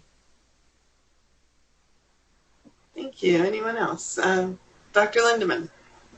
Yes, so it seems that there's 7 principles listed here, but those don't refer to universal access. Those refer to the universal design principles used in engineering, and those have been applied to various other settings outside of engineering. But I think what was meant to be included here was the universal design for learning principles. I know all of this sounds very much like the same thing and easy to confuse.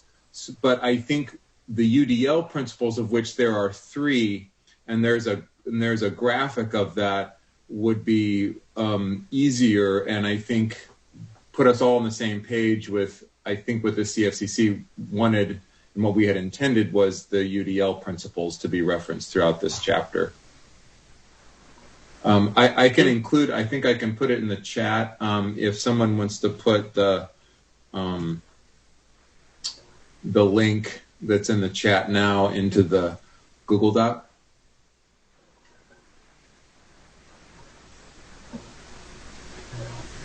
All right, thank you. And any other comments or questions?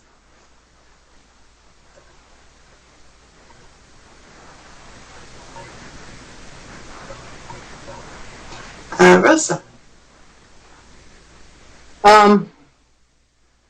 So how do I vote now if it sounds to me after listening to Dr. Lindemann that there's a confusion as to which understanding by design we're looking at. So I just have a feeling I need to just put my thumb up, but what does that mean? That is a very good question. So is there a way that this can be clarified more? Well, I think the language 7 principles of universal access none of that lines up. There's no such thing as universal access 7 principles. Okay, so can we strike that part out?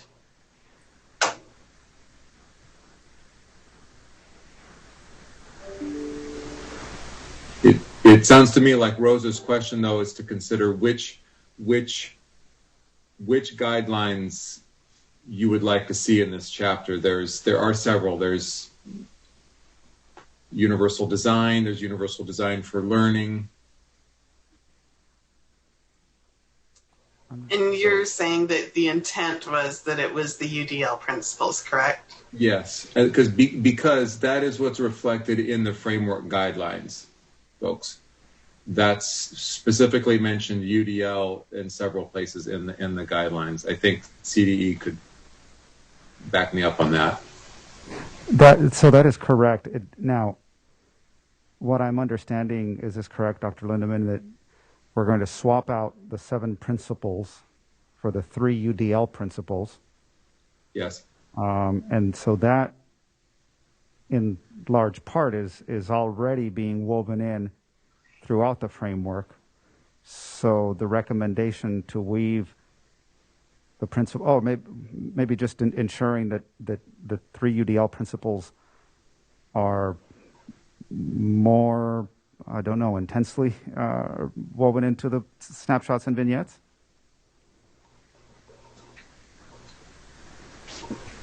That sounds fine with me. If the CFCC can tweak the language further, if they'd like. Bernadette, when you crafted this recommendation, was that what you were thinking, that the 3 UDL guidelines, the principles, should be woven more deeply into the snapshots and vignettes? Yes, sir. Thank you. Okay.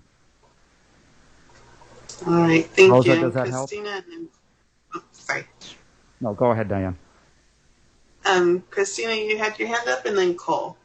Yeah, I was just going to say that we actually have a few comments that call this out specifically. For example, comment 19 that's already passed through. that actually says to incorporate UDL guidelines in the vignettes clearly so readers can make connections to teacher actions.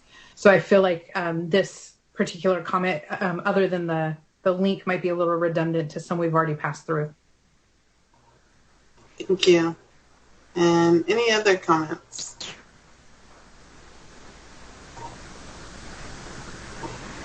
All right, it looks like we're ready to vote on the comment 52 the way it stands now.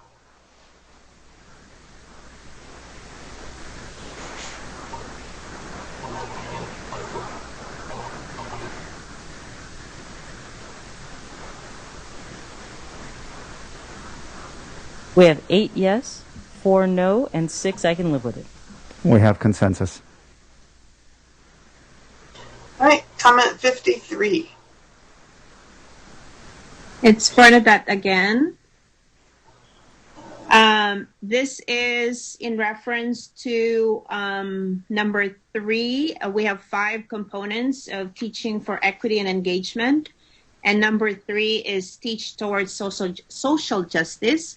And what I'm asking is for our team to consider to include some ideas from this particular book, which could be found on starting from page 19 all the way to 21 as well, to help our teachers understand how we could teach mathematics for social justice. Thank you. And anyone else?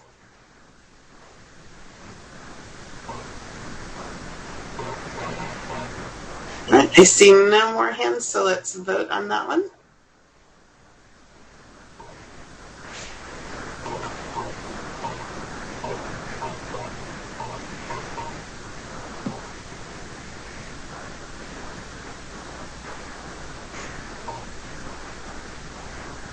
We have 16 yes and 2 I can live with it. We have consensus. Comment 54. Anyone speaking to this one?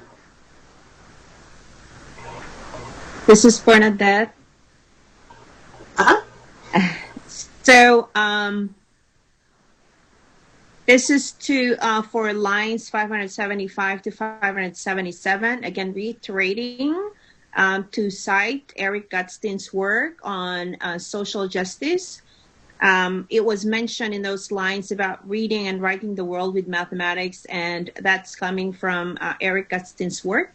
So citing as well as looking into the social justice pedagogical goals from Gutstein's work would be powerful to also highlight in this chapter. Thank you. Anyone else? All right, let's vote on number 54, please.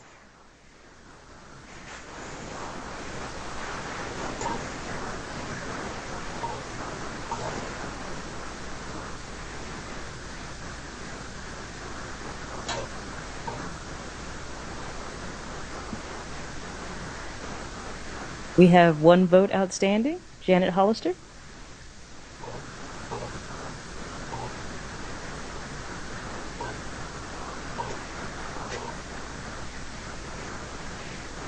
Okay, we have 13 yes and 5 I can live with it. We have consensus. Comment number 55. Anyone to speak to this one? Friends, this is Bernadette again.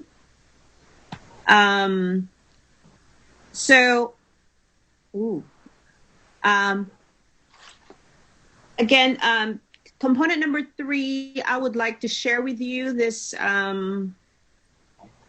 link that could access to several mathematical modeling tasks in mathematics that focus on teaching mathematics for social justice. And I would love if we can, again, highlight 1 or 2 of these to consider in this chapter.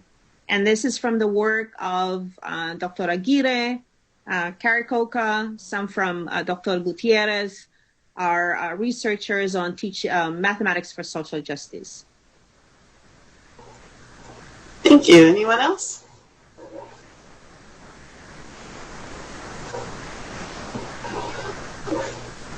Okay, let's vote on number 55, please.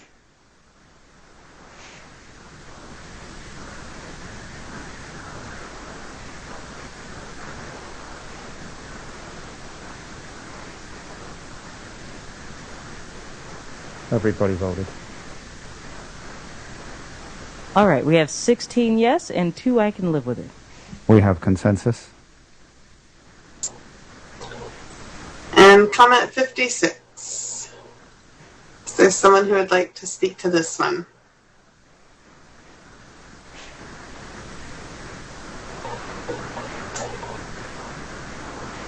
Yeah, this is Bernadette. I forward this comment. I know that from there's a few list of resources on page starting from line 927, but there are others such as the ones I listed here as well to enrich the list of sites that we can look into as far as open tasks, providing opportunities for low floor, high ceiling opportunities for kids. Thank you. Additional comments?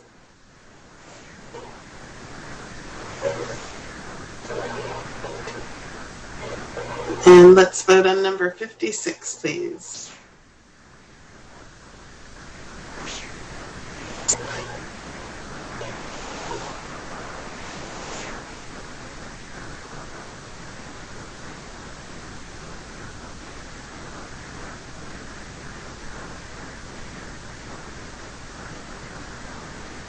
We have 1 vote outstanding. Jenny Ken. Jenny? Okay, we have 16 yes and 2 I can live with it. We have consensus. And comment 57.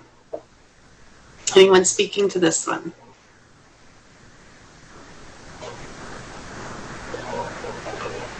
I have my hand raised, but I'll go ahead and speak to it.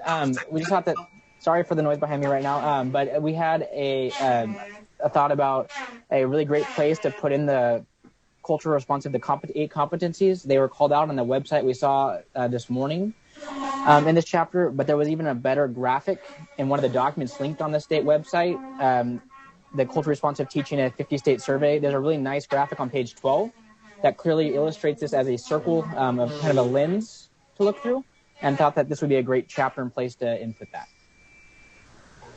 Thank you. Anyone else?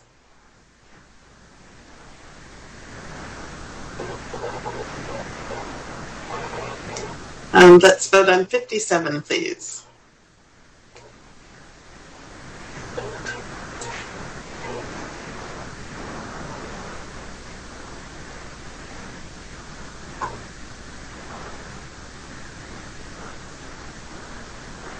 We have 15 yes and 2 I can live with it.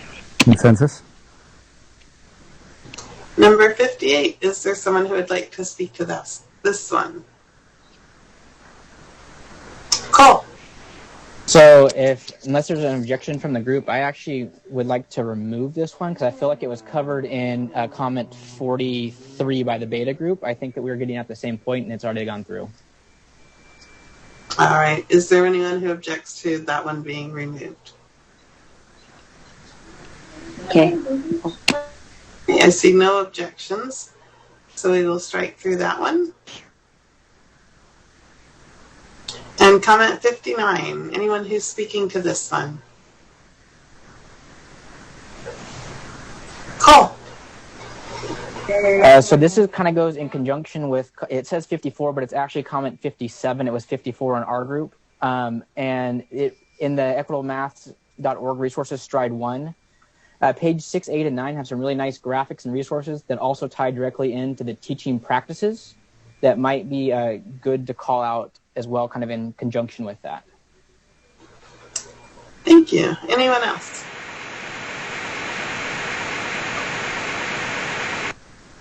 Diane Constantino here. Just a clarification. Did I hear Cole say equitable maths with an S on the end? Or equitable No maths? S. Equitable math. Maths, okay. Okay, perfect. Thank you. All right. And can we please vote on number 59?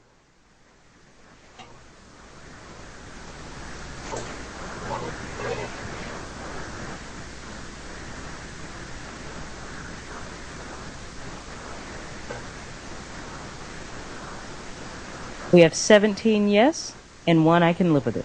We have consensus. Right, comment 60, please. Anyone who's speaking to this one? That was Stephanie. Yeah, that was my comment. And actually, when I was on lunch, I was looking at some of the public comments, and that was also a public comment. So it kind of mirrors what someone else, I think it was anonymous comment, that they were thinking about just trying to embed those ELD standards alongside the math standards to see where they're relevant and applicable. Thank you. Anyone else with a comment for number 60?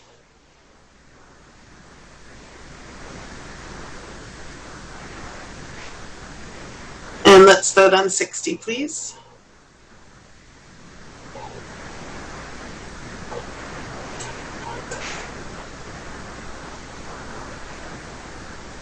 We have 14 yes and 4 I can live with it.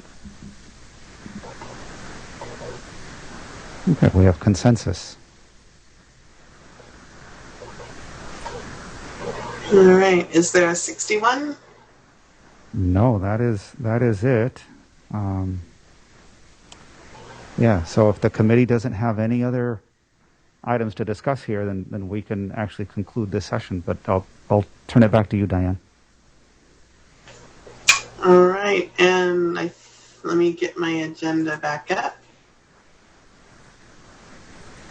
Yeah, no, it's just, is there any other discussion on this chapter that anybody would like? Yeah, that's all right. And if there isn't, then we can move on. Okay. Anything you thought of during lunch that we need to address? This is Bernadette. Oh, I'm sorry. I need to raise my hand. No, you're fine. Go ahead. I know we were limited with time to discuss chapter 2, but reading from public comments, I would like to recommend our writers to please consider looking at those comments as well. There are some things that we did not include in this discussion, but there are great comments in many of the public comments that need to be considered as well. So just to make it public that there are great comments in there that we were not able to highlight due to time.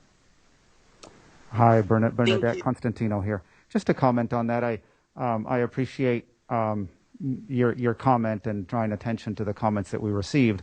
The way it would work would be for the committee to take into consideration the comments that have come in and to then fold them into their own comments and recommendations to the writers. The writing team receives their direction from the committee, not directly through the public comment. The public comment goes through you, and then the recommendations to the committee. Okay, so if you see in the public comment recommendations that once we finish this chapter that maybe you felt you would have liked to include, then keep that in mind. Make a note of that, because you're going to get this chapter again, and that will be an important opportunity for you to embed those recommendations into your own. Thank you so much for that clarification, Constantino. You're welcome. Are there any other comments?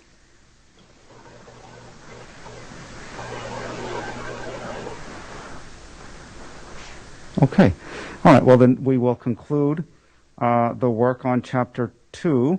We are just a little bit ahead of schedule here with regard to public comment, and we are not able to start public comment just yet.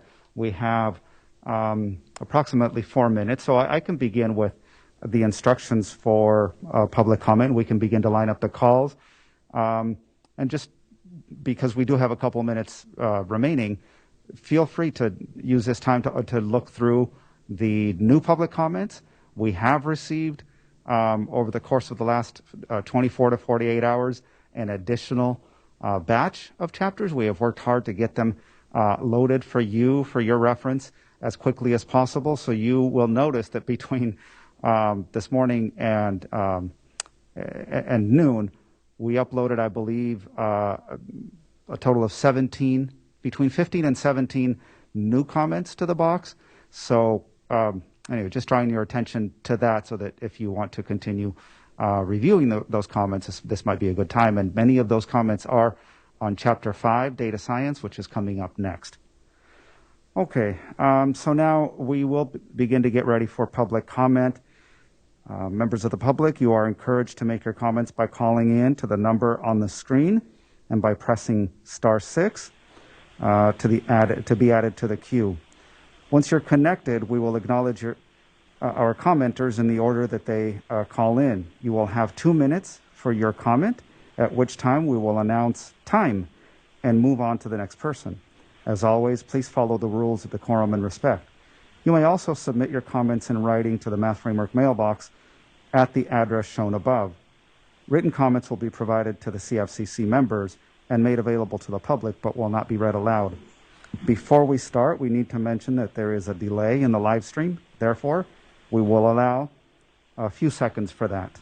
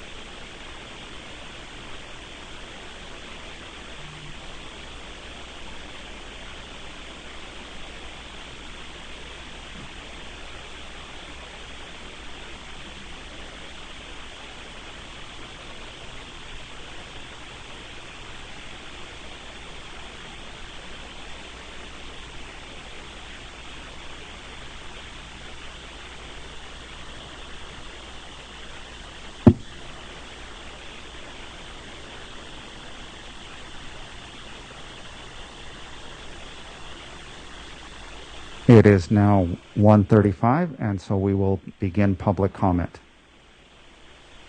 Caller, you may begin. Hello, can you hear me? This is Anna Bargliotti from Loyola Marymount University. I am writing to provide a public comment for Chapter 5, the Data Science chapter that is under review for the California Mathematics Framework. As the incoming chair of the American Statistical Association and National Council for Teachers of Mathematics Joint Committee on K-12 Education, I am writing this on behalf of myself and the ASA K-12 Ambassador, Christine Franklin. The two of us are charged, along with the committee and many members of ASA, are charged with promoting the teaching and learning of statistics and data science education in K-12. It's because of this charge that we feel it's important to comment on this chapter. Foremost, we applaud the committee for broadening the scope of the framework to include data science. This chapter begins with broad descriptions of data science, which provide some context to discipline. However, as the chapter progresses, there are numerous instances of grave concern. I'm going to list a few of these, paraphrasing what we wrote in a public comment, because these are the ones that I believe have large implications. The first, data talks are described without context. The description and approach is not based on research. The idea of data talks was, though not cited in the chapter, directly taken from What's Going On with This Graph, a collaboration between the ASA and the New York Times that began in 2017. In this collaboration, a graphic that has appeared in the New York Times is discussed with noticing and wondering through an educational lens. What the authors of the chapters have failed to convey in the chapter, however, is not that it's simply about, I quote, putting students are shown data visual and asked what interests them. That's line 186 in the chapter. There's actually research behind how this actually should be done, which is not cited nor well described. A second item that is of grave concern is that this chapter really discusses data visualization as well as in problematic ways, as discussed in the first point I made. However, it appears that this is the only actual content that is related to data science in the entire chapter. It's time. Question leaves the reader. Hello? That's time. Okay. Thank you. Next caller, you may begin. Thank you, committee members, writers, and CVE staff members. My name is Rachel Ruffalo, and I'm with the Education Trust West. Trust West is one of 15 co-signers on the public letter comment that was submitted to the committee titled October 19th, 20 Mass CFCC letter. I would like to express my appreciation to the committee members for reviewing our comments, which are quite comprehensive and address 5 chapters. We recognize that you have many materials to review and multiple perspectives to consider. I appreciate the thoughtfulness with which the committee has aimed to highlight examples of culturally responsive and sustaining pedagogy, especially in the context of the classroom vignette. As the writers work on revising or replacing the vignettes that provide model practices as guidance, we encourage the committee to direct the writers to include setting the stage for the vignette with a discussion of how teachers' understanding and appreciation of students' cultures, languages, and lived experience factor into their planning. If language translation is needed for students, this should be arranged for ahead of time before asking a student to present their math thinking to the whole class. In addition, the vignettes should demonstrate the benefits of learning in 2 languages and the assets that multilingual students bring to the classroom. Lastly, as our letter states, while Chapter 2 includes some examples of scaffolding for content understanding, it is still lacking scaffolds for language development. Scaffolding for language development, especially the use of academic language in mathematics, is essential to assure access to the curriculum for students gaining proficiency in English, and it is beneficial for all students who are building their academic uses of language. Also, the chapter would be strengthened by showing how ELD standards can be aligned with math standards to better support access to the math content. Currently, the chapter only has one mention of ELD standards when math standards are presented. Again, thank you for your consideration of our comments and for your service to the students and educators of California. Thank you. Next caller, you may begin. Good afternoon. This is Manuel Bonrostro, Policy Associate with Californians Together, one of the 15 co-signers to the letter that or the previous caller referenced, which included specific guidance for the chapters being discussed today and tomorrow. First of all, I just want to say how much we appreciate the many comments today referencing research and strategies focused on teaching towards social justice. And it's something that we know is very important for California's diverse student population. Across all chapters, we thank the writers and committee as we continue to see improvements that can help meet the needs of English learners and connect to the experiences of California's diverse student population. Within all chapters that we reviewed, we see more opportunities to continue to incorporate examples and strategies to improve language access. For example, including opportunities to practice and scaffold language and incorporate the ELD standards would be great. For Chapter 2, we would like to see more scaffolds for language development as well. The chapter also currently has only one mention of ELD standards when math standards are presented. For Chapter 5, we appreciate the asset-based approaches that uplift student experiences and support learning through language. For example, the 3 principles of learning data science and the data talks within the chapter are great at promoting student discourse and conversations. For this chapter, for Chapter 5, we would like to see more examples of incorporating specific ELD strategies within each vignette. For example, each activity could include an example of a strategy to support language development. Thank you again for your time, and thank you for your continued work on this important framework.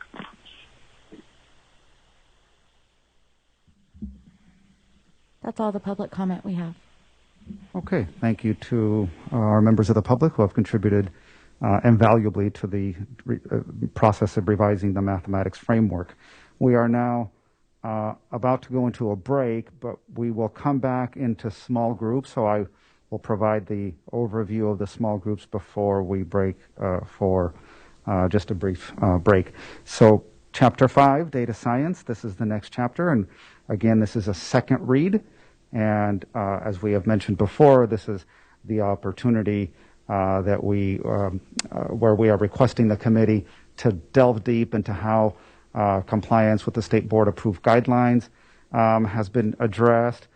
This is the opportunity to make substantive changes to the draft chapter, and again, this is just the opportunity to really delve deep into the content of the framework and the guidance in the chapter. The bit.ly for the Google Doc is on the screen. If you still do not have it, please email us at the Math Framework mailbox, and we will get that to you so that you just have to click on the link. But that is where all the Google Docs are located. The groups are once again the same. Everybody, I think, is familiar with their groups by now. And the links are also the same as what we used this morning, with all the passcodes the same for all the groups. And so just before we go on our break, we are scheduled to have a 10-minute break. It is 1:43. Why don't we come back at 1:55 into the small groups? 1:55. Okay, thank you very much.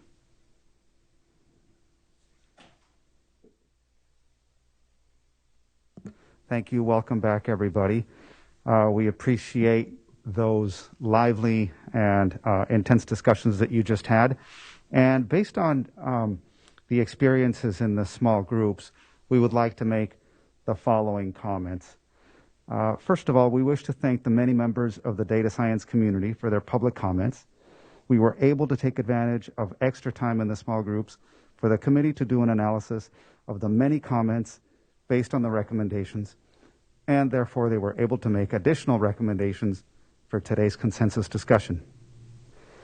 Now, because the comments received were both voluminous and wide-ranging, we feel the committee may not have been able to take in the entirety of the recommendations.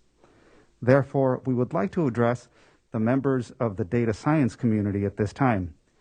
We feel the committee would benefit greatly from a unified, consolidated set of recommendations regarding this chapter. In other words, please consider submitting your recommendations to the Math CFCC as a group or in groups. We feel this will make the recommendations received more manageable for the committee and therefore potentially more impactful. The data science chapter will be reviewed by the committee again at the December 16th and 17th meeting of the Math CFCC. A message now to our committee, to our Math CFCC. Each of the CFCC small groups discussed the possibility of reaching out to specific parties who had made public comment on this chapter. Our suggestion, rather than singling out specific commenters, would be to reach out to the data science organizations represented. This would help us in ensuring transparency of the process. Thus, if the CFCC wishes to make a recommendation to that effect, that would be fine. I think a final comment with regard to process is we have a finite length of time for each one of the parts of the process. In the small groups, we unfortunately are out of time, but we want you to have your whole group discussion at this time. So we are moving on to whole group consensus discussion. And we have until 4:55. So we want to take advantage of the entirety of this session. So with that, we will turn it over to our co-chairs for their guided facilitation of this chapter. And Denise, will you please conduct roll call? Yes. Ari Spiegler? Here. Lena Bradshaw? Here. Aaron Fraser? Here. Lori Firemuth? Here. Lori Fury? Here. Lindsay Gatfield? Here. Crystal Gomez? Here. Janet Hollister? Here. Lisa Hogerman? Here. Stephanie Holloway? Here. Andrew Huffaker? Here. Jeannie Kim? Here. Rebecca Pariso? Here.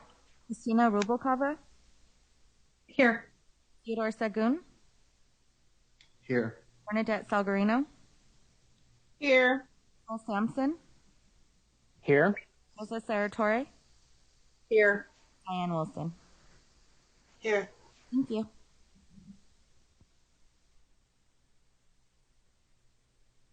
I believe we are back to Lori. Is that correct? Yes. So there are no red highlights, so we do not need to go through any of those. So we're going to go ahead and start on our tier 1 highlight, yellow highlighted sections. So we're going to start with comment number 2. So I'll ask if anyone has to speak to comment number 2.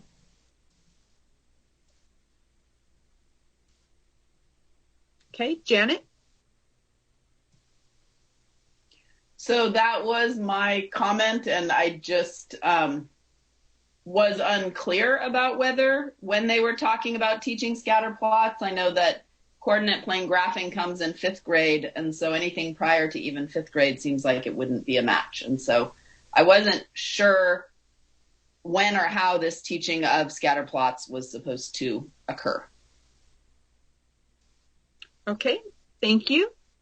Anyone else would like to speak to this?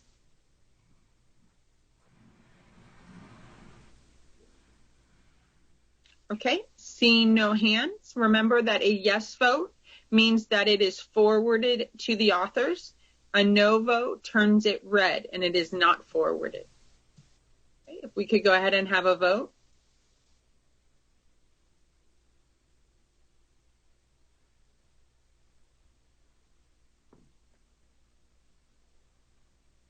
We have 15 yes and 4 I can live with it. We have consensus. Okay, moving on to number 3. Is there anyone that would like to speak to this? Okay, Janet? So I'll just say again, this is my comment, and I didn't know where this randomness, probability, uncertainty was going to come in, whether it was coming in math class or was coming in some other place. And so I just would like some clarity on how that's going to happen in an already full curriculum. Okay, thank you. Would anyone else like to speak to this? Okay, Rosa? I just want to quickly add that Janet's comments can affect both math and science because there's a desire through the NGSS to have the science be more conceptual and it's not hinging on math prerequisites. So if we're now putting in standards all over the place that aren't part of the math grade that those standards are in, that can impact that vision of the NGSS, which is a noble vision too. So I'm just putting that out there so it's on record for our writers to note. And thank you, Janet, for putting it in there. Okay, thank you. Would anyone else like to comment?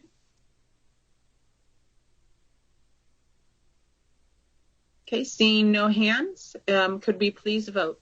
Yes moves it forward, no turns it red.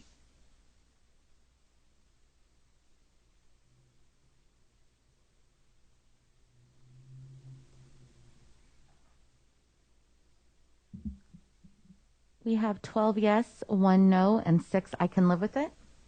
We have consensus. Okay, so moving on to comment number 6. Would anyone like to speak to comment number 6?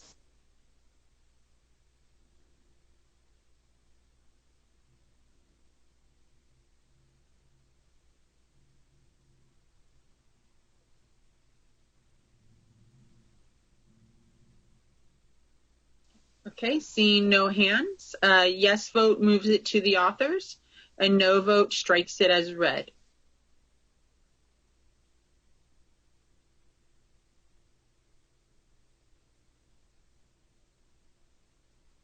We have 17 yes and 2 I can live with it. We have consensus. Okay, moving to comment number 8. Would anyone like to speak to comment number 8?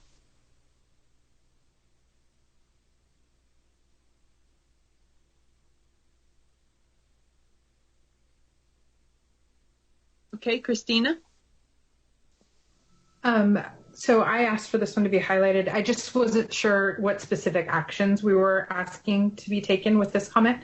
And then we had some clarity in our discussion about talking about pathways and courses was more appropriate in the grade level chapters. So I just wanted clarity around the comment. Okay. All right, Erin? So I think it was because there was on those 2 pages, it was talking about different courses that are now, I guess, integrated into some schools. And there it says, there's a line that specifically says on 1388 that the sample table of contents for this course is given in Appendix A.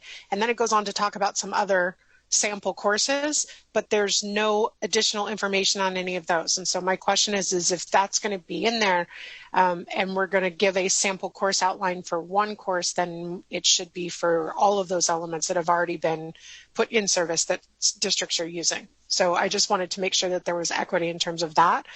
Or if there's going to be something, if the writers are meeting with the statistical data science community in terms of the public comment, if there's some more guidance on that, because I think that specifically with data science, there needs to be some specific guidance on how to create those courses and how to create that learning K-12. Okay, thank you very much. Hopefully that answers the question about just consistency about where courses are going to be listed. Okay. All right. Would anyone else like to speak to this?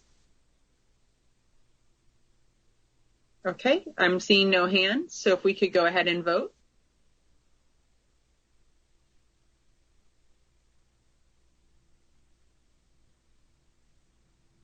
We have 12 yes and 7 I can live with it. We have consensus.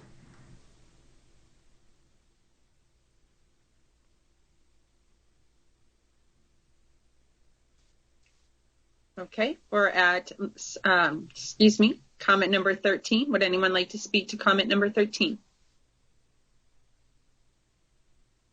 Okay, Janet? So I think when I read this, this sentence, it's sort of telling us to do this, but not showing us how. And so whether it's a vignette or example, integrating the ELD into the vignettes or providing examples, we need to see what it is rather than just see words on a page.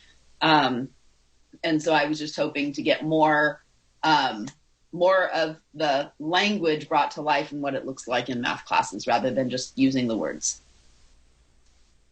Okay, so I'm sorry, because I think I actually asked for this to be highlighted, so I'm going to ask for clarity. So you're either asking for a new vignette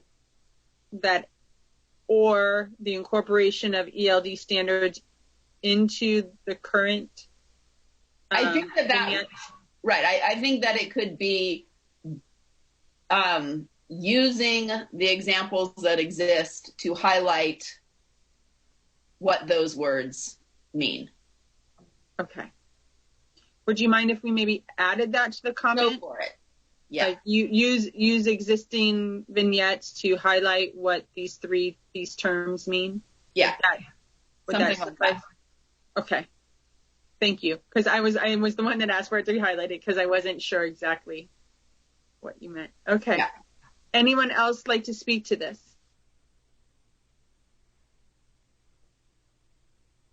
Okay. Seeing no hands, if we could have a vote.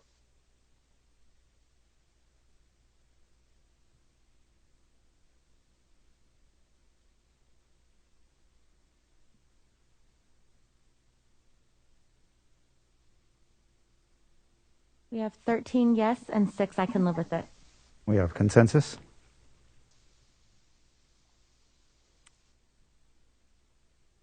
Okay, that takes us down to our additional comments. Comment number 17. Would anyone like to speak to this?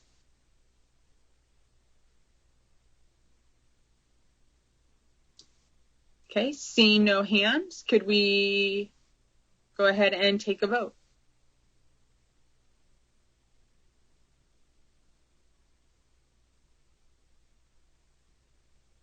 $16 yes, 3 I can live with it. Consensus. Okay, number 18. And just for the record, everyone, all of these are yellow because they are being seen by everyone on the committee for the first time. Some groups, even though your group may have seen it, the other two groups have not seen it. That's why we have them all yellow. Okay, number 18. Anyone like to speak to this? Okay, seeing none. Could we please vote?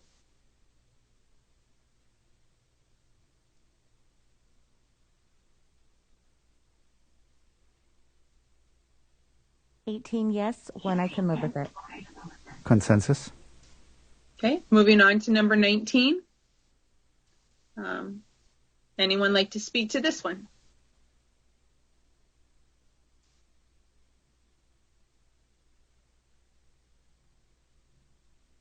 Okay, seeing none, no hands. Could we go ahead and have a vote?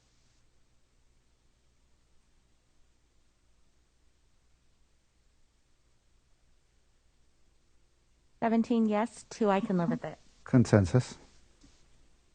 Okay, number 20. Any raised hands?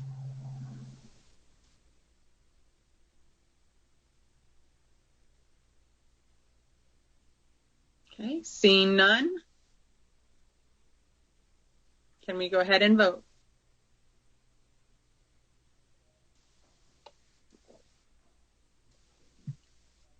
Yes, 2 I can live with it. Consensus?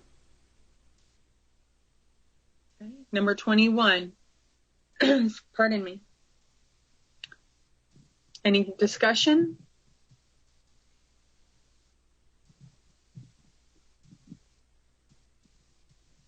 Okay, and voting?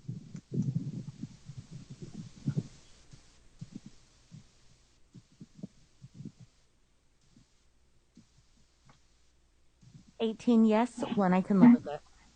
Consensus? Okay, we're on number 22, and please correct me if I'm wrong. I'm assuming that J. Hardin, T. Erickson, and Ross are the public comments that are from the public comments that were submitted. That rings a bell with regard to the names I recall, so I believe so. Okay. Yes, that's accurate. That's correct. Those are my comments that I typed in.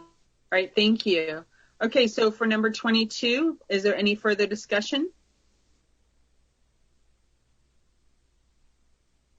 Okay, seeing no hands, could we please vote?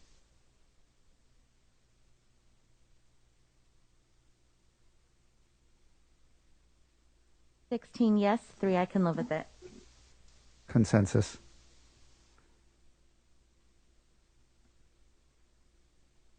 Okay, number 23.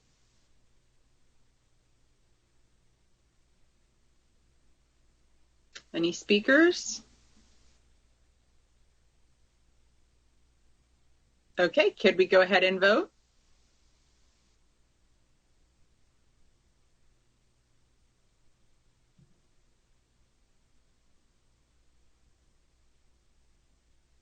Yes, 2 I can live with it.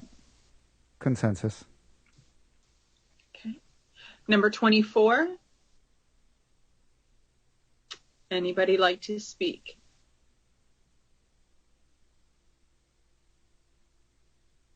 Okay. Seeing no hands, please vote.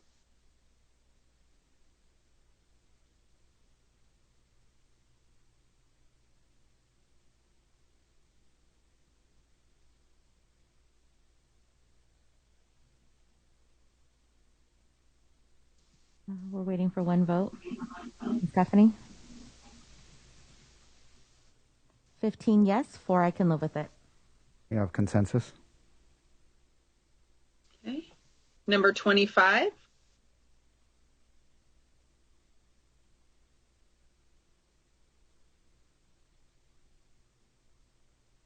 Okay. And I'm sorry if I'm pausing too long. I just want to make sure everybody has a chance to actually read the comment before I ask for speakers. Any would like to address this comment? Okay, please vote.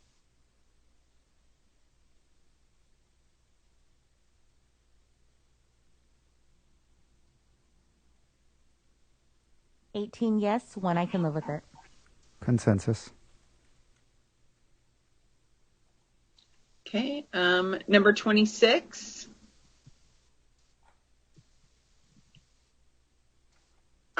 I actually have a question about this one. Could you just elaborate on the meaning of this? Yeah, it was my comment. There's a section called Data Science for Equity and Inclusion in the high school section. It's like right after the high school section starts. It seems to be more general to all students rather than just high school students.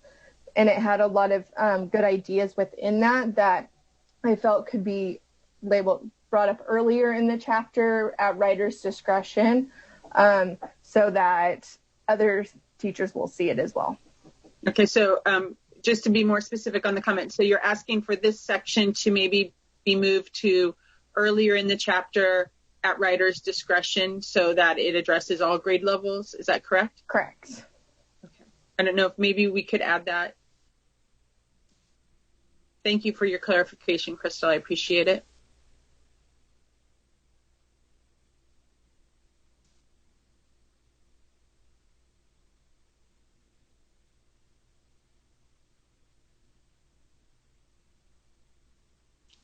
Okay. Anybody else would like to speak to this?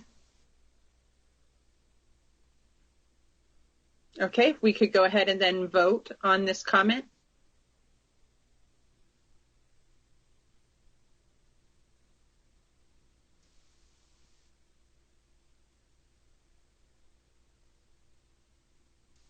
We're waiting on 1. 18 yes, 1 I can live with it. Consensus. Okay. Number 27.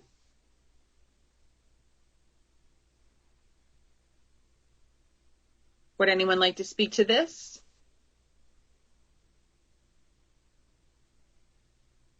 Okay. Please vote.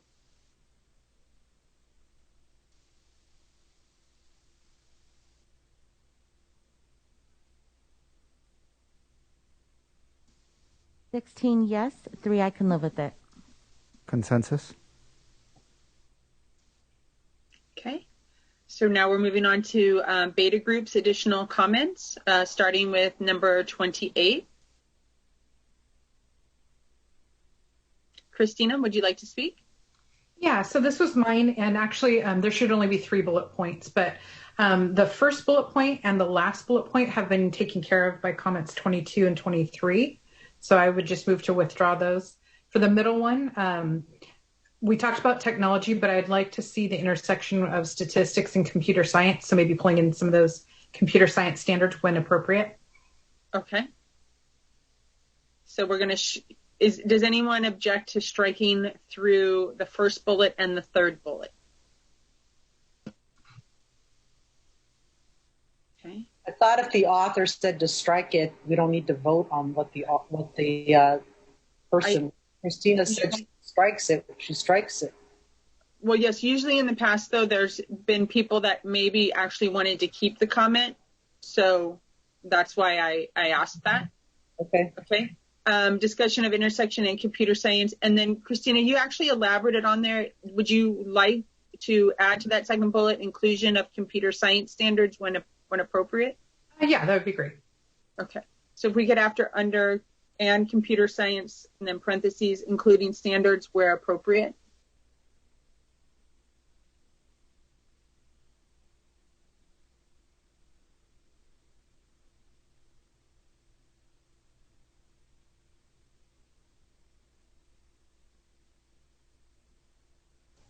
I'm sorry, could you repeat that? Including the computer science standard where appropriate.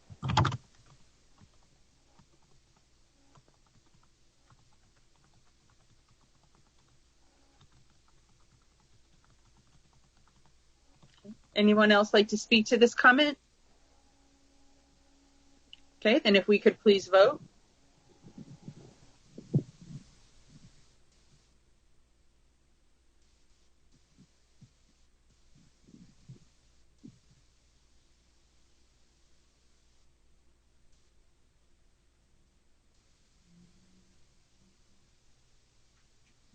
We have 17 yes and 2 I can live with it.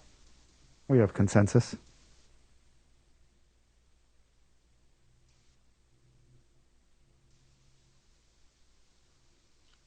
Okay, number 29.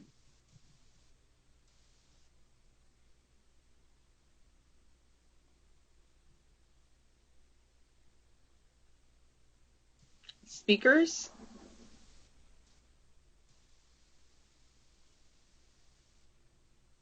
Okay, then voting.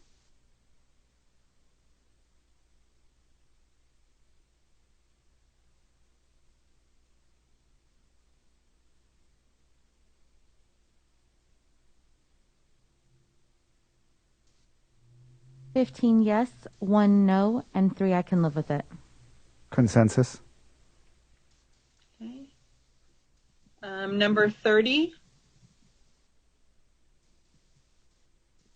And would I be correct in assuming MOU 9 represents a public comment? That's correct. The reference to MOU came from Eris. You can explain specifically where that came from, but that was what the MOU purpose was. Okay, I guess I have the mic, so I'll ask the question. First of all, because I don't have our total list of standards by grade memorized, does this reflect our current state standards, and at what grade level? Would anyone be able to answer that? Christina? So these all came from the public comment that was titled Data Science, Chapter 5 Data Science Notes. And the person basically took the Google Doc and then made comments, and the way they were numbered was MOU. So it wasn't tied to a standard, but it was actually commented to a specific line in the document.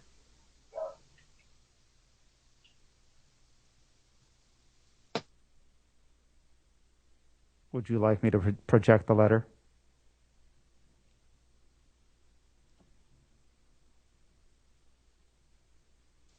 I think so, because otherwise this stuff doesn't make any sense to someone who hasn't opened up that particular doc. Okay. Please tell me once again which public comment it was. It's the one titled Chapter 5 Data Science Notes.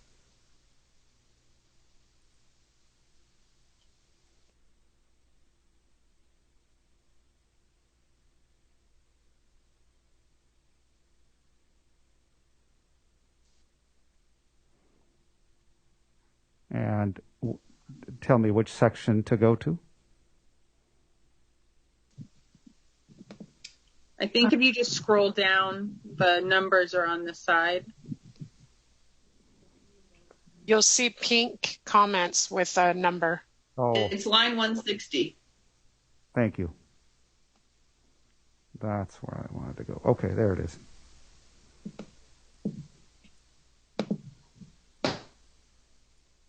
Are you able to read that?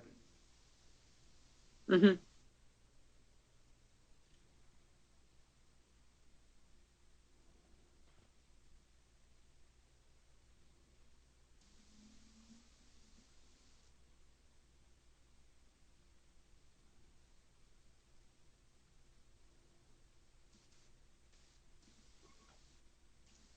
Okay, any further questions on the one titled MOU 9?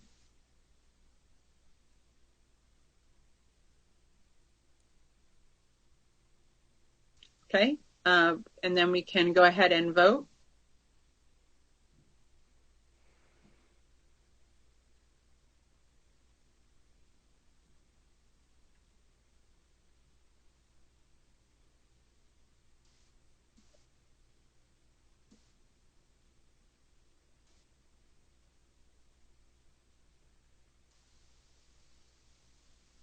$11 yes, 1 no, 7 I can live with it.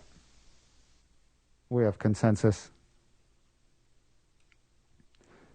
Richard, if I could get you to please add in the parentheses there where it says Chapter 5 Science Notes, will you just before chapter, can you add public comment titled Chapter 5 Data Science Notes, just so we are clear that we're referring to a public comment. And Okay, in number number 30 30 above. I'm sorry. Number 31.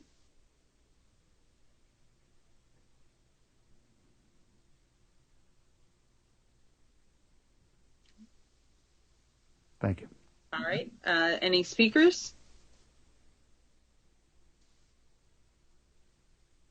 Okay. Please vote. Kindly show us the letter again, Constantino. Thank you, because this one is in reference to that same document as well. Yeah, Thank you. I'll go to MOU 37 this time. So I think it's on 1161. Thank you, Janet.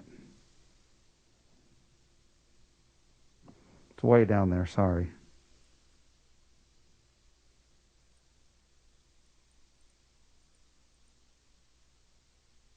MOU 37. 37. This is 27, sorry.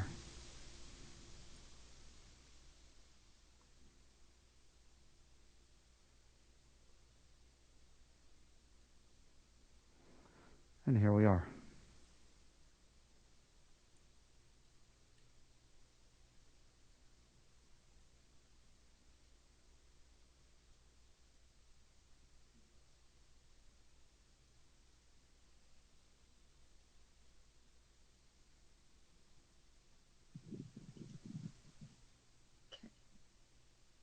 Any discussion?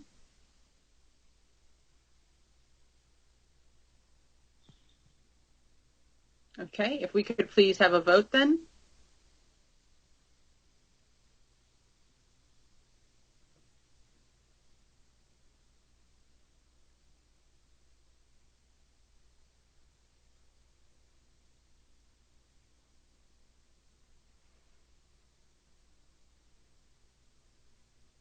We're waiting on one vote from Rosa.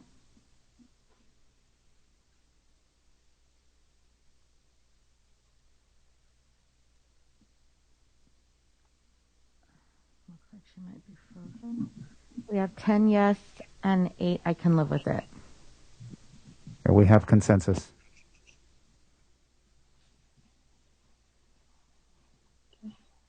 And we're back to the same document with MOU 41.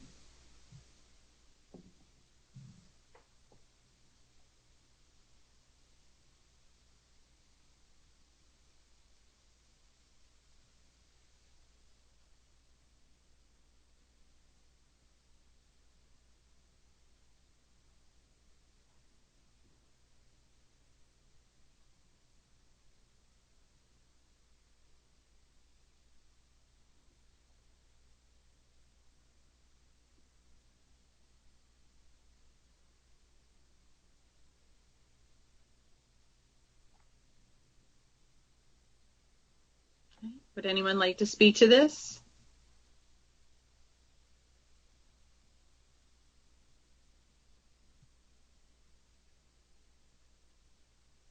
Okay, could we please vote?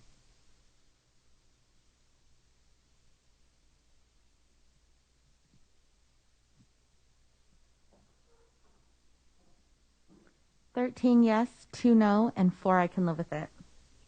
We have consensus. Okay, and we're at same document, comment MOU 46.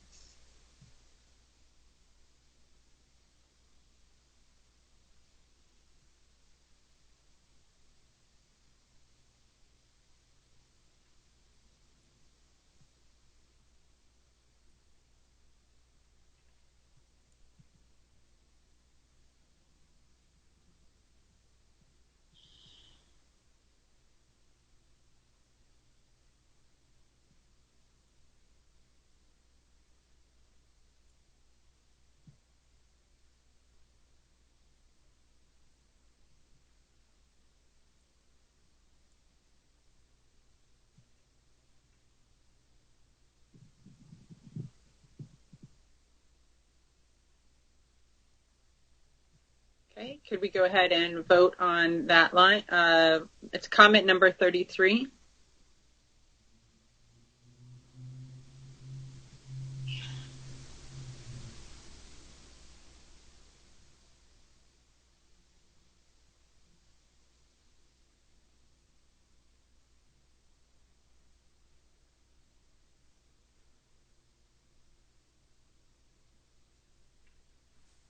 Rosa, did you want to vote?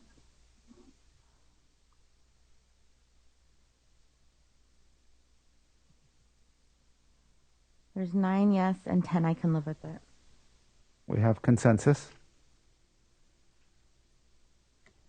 Okay, comment number 34.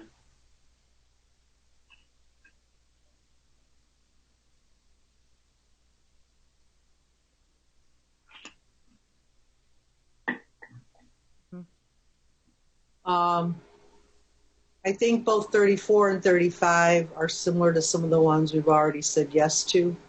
Okay. So it just kind of rubber stamps it maybe. Okay, thank you, Rosa. All right. So if there's anyone else would like to speak to either one of these. Okay, then if we could go ahead and vote.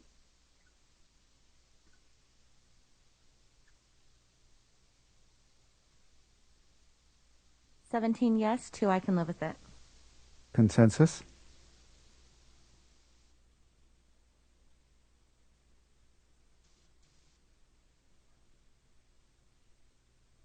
Okay, number 35, I think Rosa's already spoken, but if anyone else would like to speak to number 35, including Rosa. Okay, if we could go ahead and vote.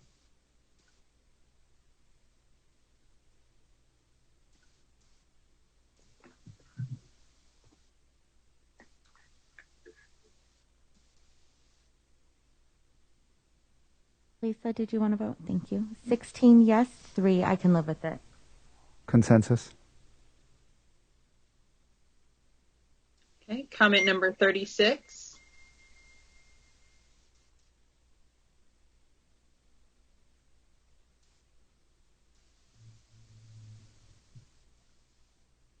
Janet? Somebody just explain why the rationale for why to do that. Okay. All right, Lori, I'll let you go, and then Rosa, since it's your comment, Lori, I'll let you go, and then Rosa. It sounded like in understanding what the content of the chapter was, that a lot of the different data science folks saw that the title was a little misleading in thinking that the chapter would be completely about data science. And the recommendation was that if it gets renamed to be the mathematics of data science, then you could really focus in on the things that that chapter is focusing in on without leaving out too much data science. Okay. Rosa? I guess I was more wondering like Janet, because it sounds completely different renaming it. If we're saying data science is a math course also, then it doesn't make sense to call it the mathematics of data science. It's like calling calculus the mathematics of calculus, I guess. I don't know. Okay, Bernadette? I read several of the comments as well, and I think that they're trying to hone in into the mathematics of data science and not just considering the whole construct of the expansive idea of data science. That's why this recommendation was provided. Okay. Any other speakers? Okay, seeing none, please vote.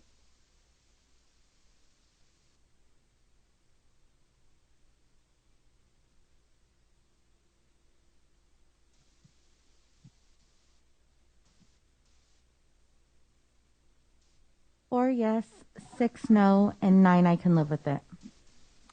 We do not have consensus. Okay, number 37. 1 second, this is Richard. Before we go on, Constantino, I just want to confirm, do I strike through this as well? That's correct. Okay, thank you. Technically, since it's in the tier 4, we understand what red means, but just to be consistent, yes. Okay, so we're looking at comment number 37. Any speakers?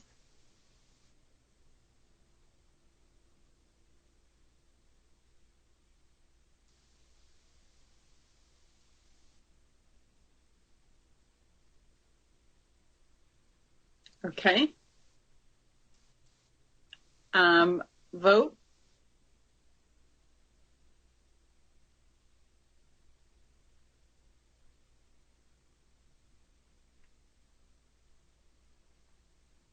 Yes, 2 no, and 4 I can live with it. Consensus?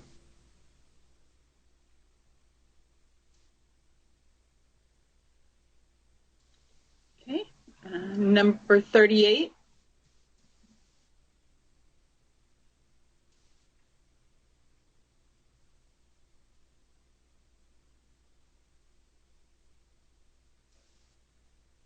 Any speakers?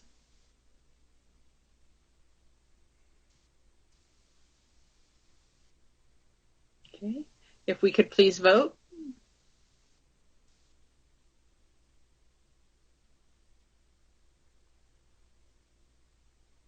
Yes, 3 I can live with it. Consensus?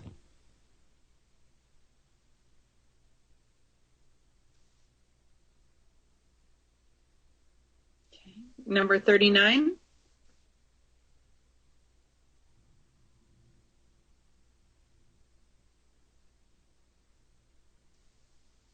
Any speakers?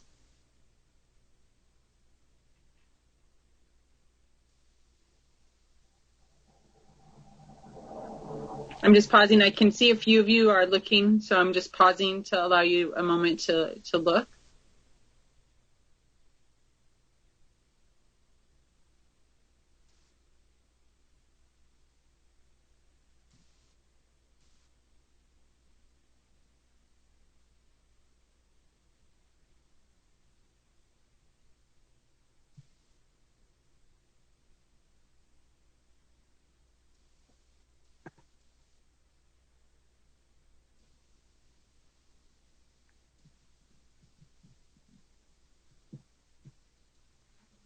Okay. Any speakers to this?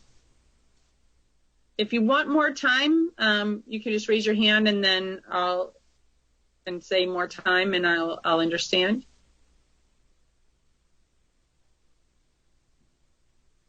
Okay, seeing no hands at this time, could we please vote?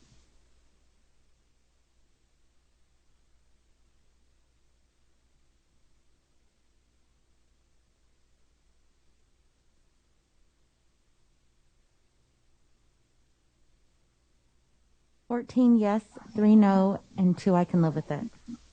Consensus?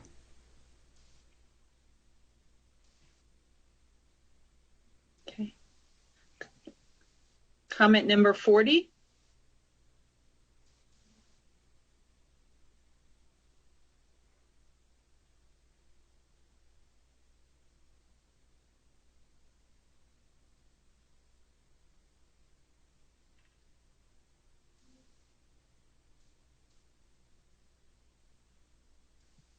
Okay, anybody like to speak to this?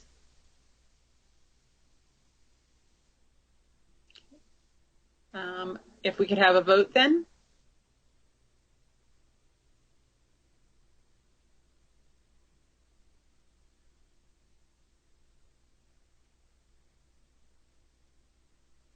Yes, 2 no, and 3 I can live with it. Consensus?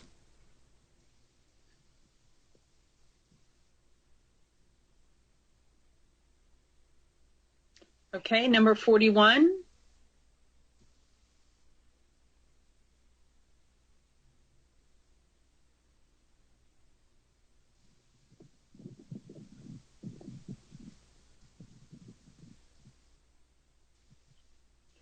Anyone like to speak to this comment?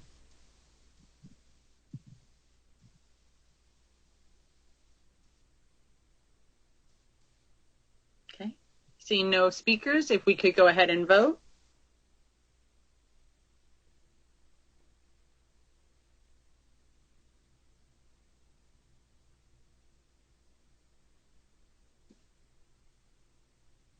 Yes, and 12 I can live with it.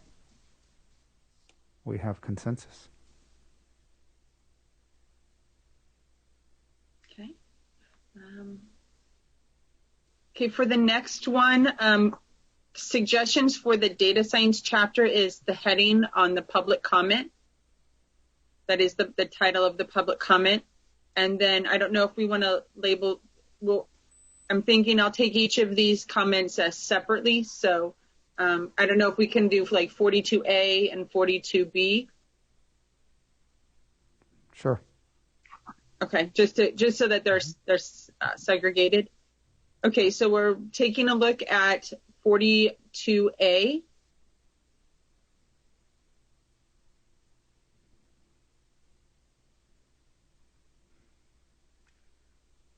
Okay, if we could go ahead and vote on that.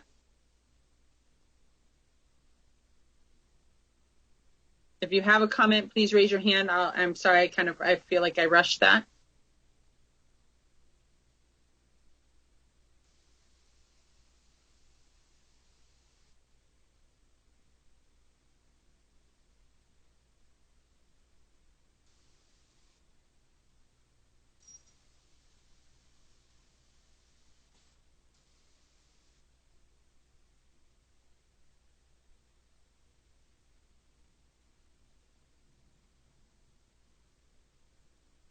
We're waiting on 2 votes.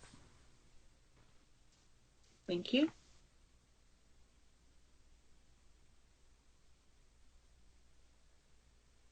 We have 9 yes and 10 I can live with it. We have consensus. Okay, 42B.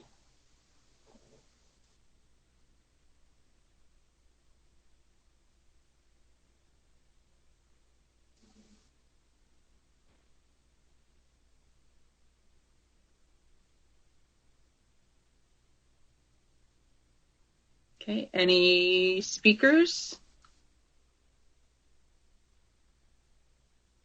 Okay, if we can vote.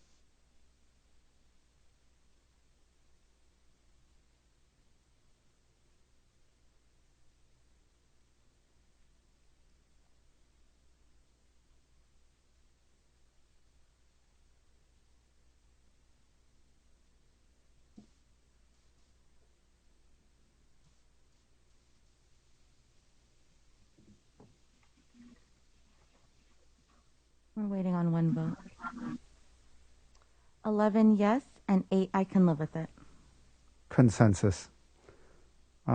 Lori, Richard, if we could just add, right up there, if we could just add comment submitted by H. Lee.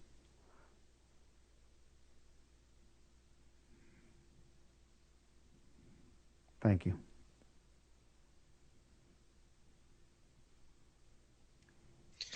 .43 is from the same public comment. Okay, thank you. If I can figure out how to unmute myself. Okay, so yes, 43 is from the same public comment. Thank you, Ms. Aaron. So if we could take a moment. Janet? I'm just not sure what the action is. I'll be honest, this was something I suggested. We were running short on time, and I thought it was just something to consider, maybe something to include when we talk about using data from our communities, that there's something about being careful about the origin and nature and purpose of the data when we're using data from our local communities. I don't really know what the action is, but I think it's just more like a... because and again, do more harm. I didn't have time to find a place for it. I'll be honest, I just didn't have time to find a place for it. Is it possible just to modify it now a little bit to... Sure.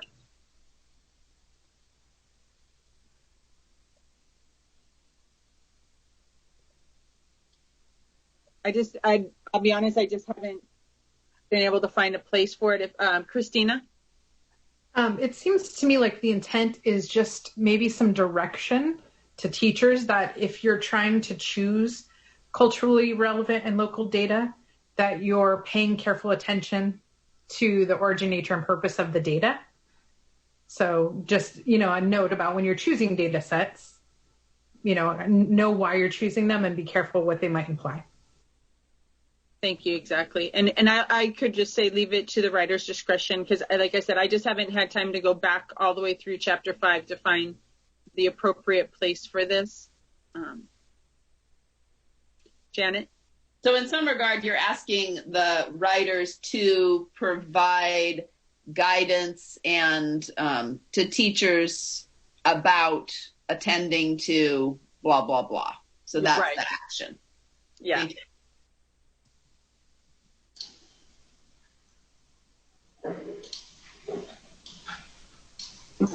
So are we adding additional guidance onto this comment? I think we're just adding provide guidance to teachers when choosing data from their communities.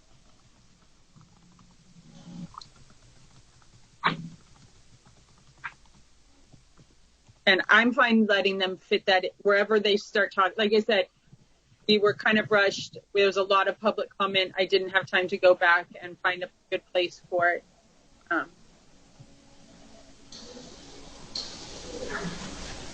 Okay, Dr. Ford? Just going to say this seems closely related to comment 38, and you could just reference that comment here as well.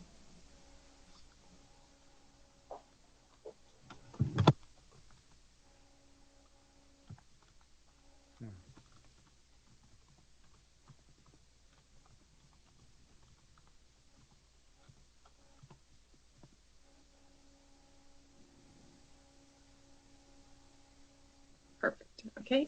Would anybody else like to speak to this or have questions? All right, if we could vote.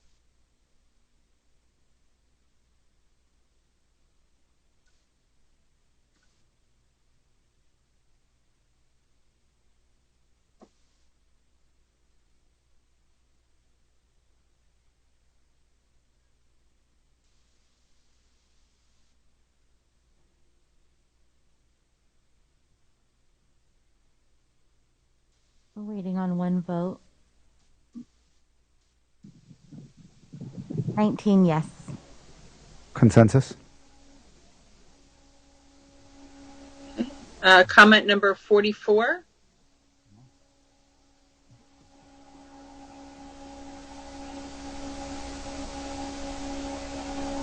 Would anyone like to speak to comment number 44?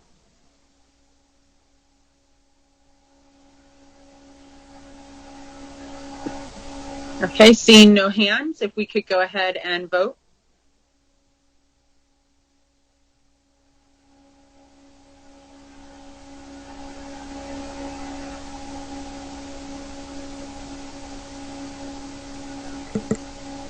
Yes, 6 I can live with it.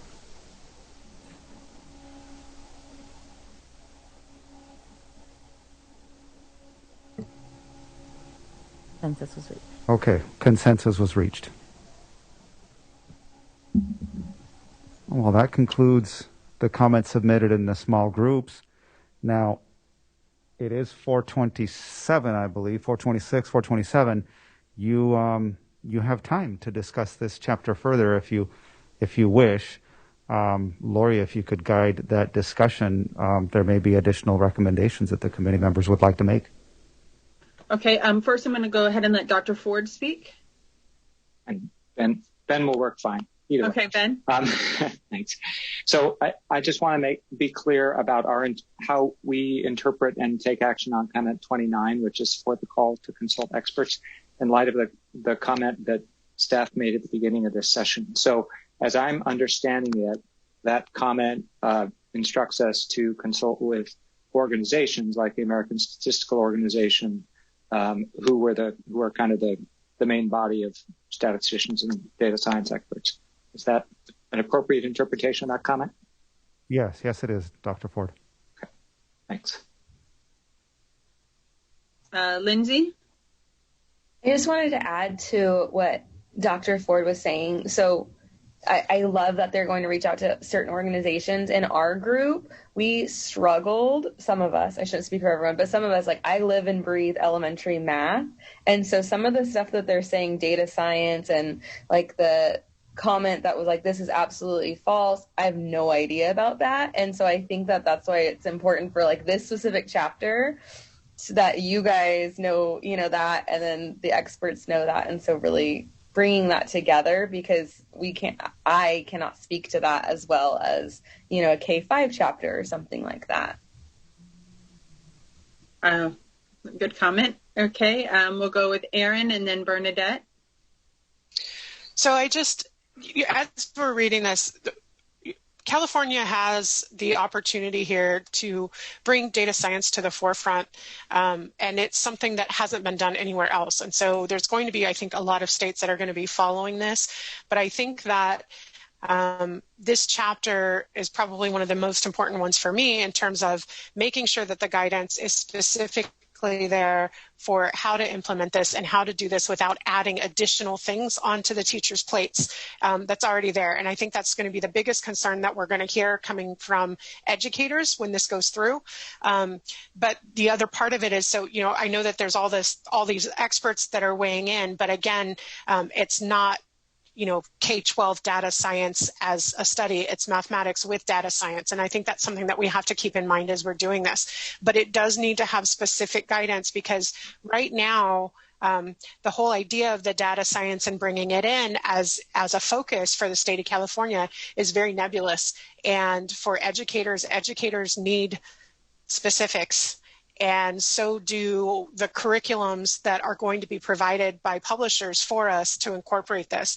And so I think that this probably needs the most focus right now in terms of what we present to the public when this is done. Okay, thank you. All right, Bernadette? I wonder if I could add some more into Tier 4, specifically some of the public comments that were made. Sure, if you would like. So I will just follow from how it was written from the from Beta Group. I would say support Susan Peters' public comment in terms of developing conceptual understanding of some of the measures of centers that were noted in this chapter.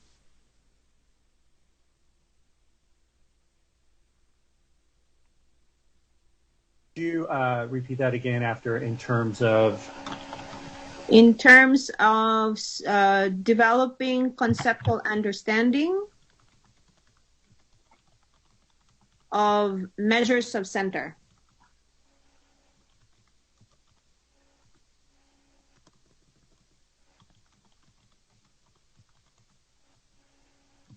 Measures of what? Center.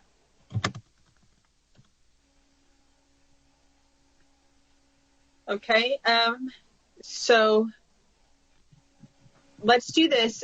Well, everybody has a moment to think about that. I'm going to go ahead and get the 3 people that were waiting to speak while you're thinking about that comment, and then we'll come back. Christina? So it was building off of what Erin was saying as far as specific guidance. I'm wondering if it's bigger than just this chapter. So in instructional materials, how might we call out how data science can be embedded throughout, within the categories of investigation? When we're talking about professional developers, what might that look like embedded throughout, so that it's really, as I keep saying, embedded, it's integrated in everything we're doing. It's not this standalone thing.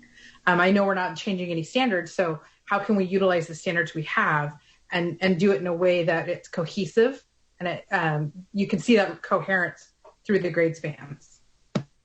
Okay, thank you. Dr. Bowler?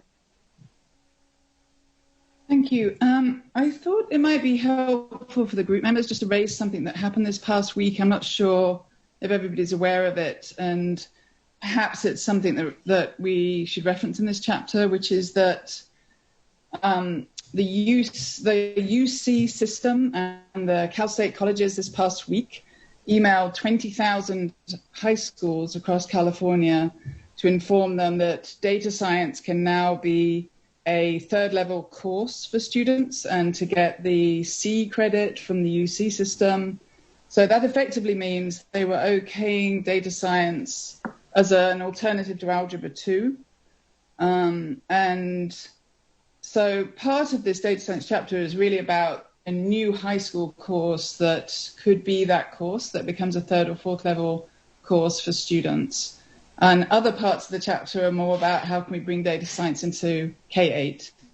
But anyway, I wondered about, given that all of the colleges in California have made that change in the past week, just what it means, if anything, for this chapter. Okay. Interesting. Very exciting. Okay. Thank you. All right. So let's go back. So I'm going to go back to Bernadette's comment 45.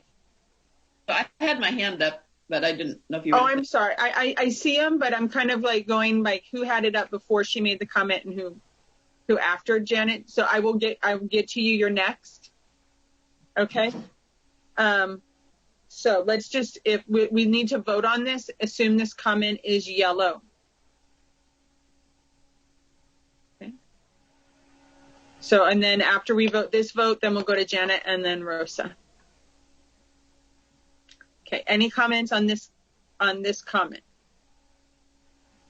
Okay. So then we need to vote. Can we maybe bring up that letter so that people can see what we're voting on? Okay. So while we're doing that, Janet, would you like to go ahead and speak? So I just wanted to build on what Dr. Bowler was saying, because this letter did come forward. And when I read the letter and read this chapter and looked at that this Appendix A that might be coming out, I think that it's really important that we that additional course is referenced in here. And so I don't know if I don't know if it's appropriate to put it in as a comment or suggestion, but there are things that are definitely happening at the college level that have immediate impact on this chapter. So maybe when after this comment, maybe we'll make a comment that says when they talk about the data science course, that it is current, we can add that verbiage in there. Okay. So hold that thought. Trying to maximize our time here. Okay, so here's the letter. Bernadette, do you know where it is in this letter? Towards the end of the first paragraph, Lori.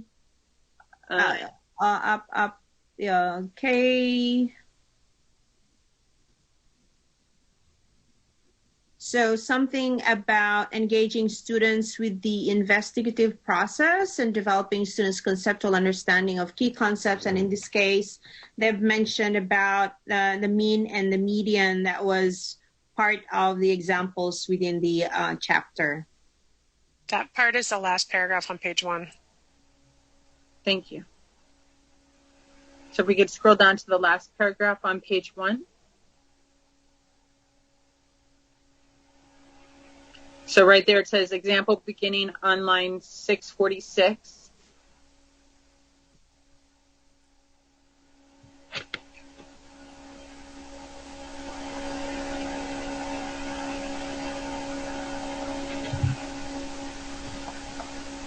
Okay.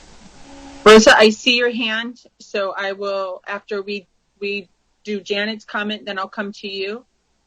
Unless Rosa, it's about this comment. If it's about this comment, please go ahead and speak up. Okay. Any other questions about the comment that's currently on the table?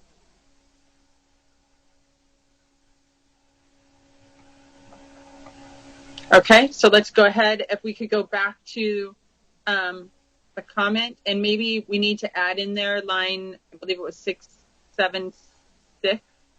Is that? Someone help me. Line 646. Yeah, 646. 646.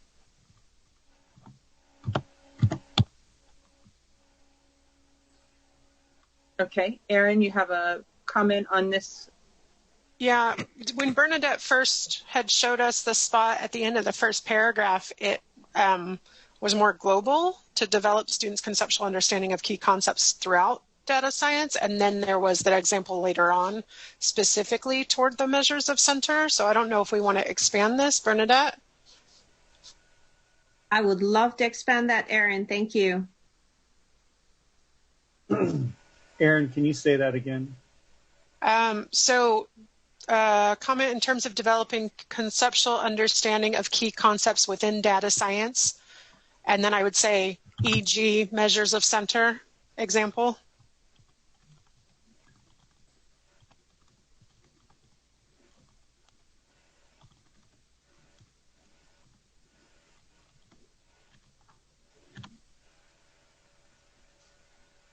Okay, any other comments around 45?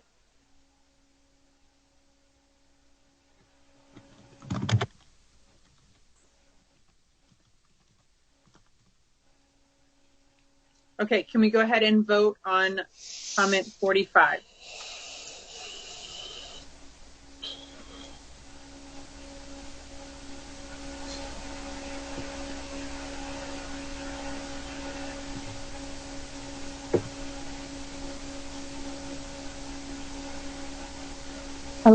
Yes, 1 no, and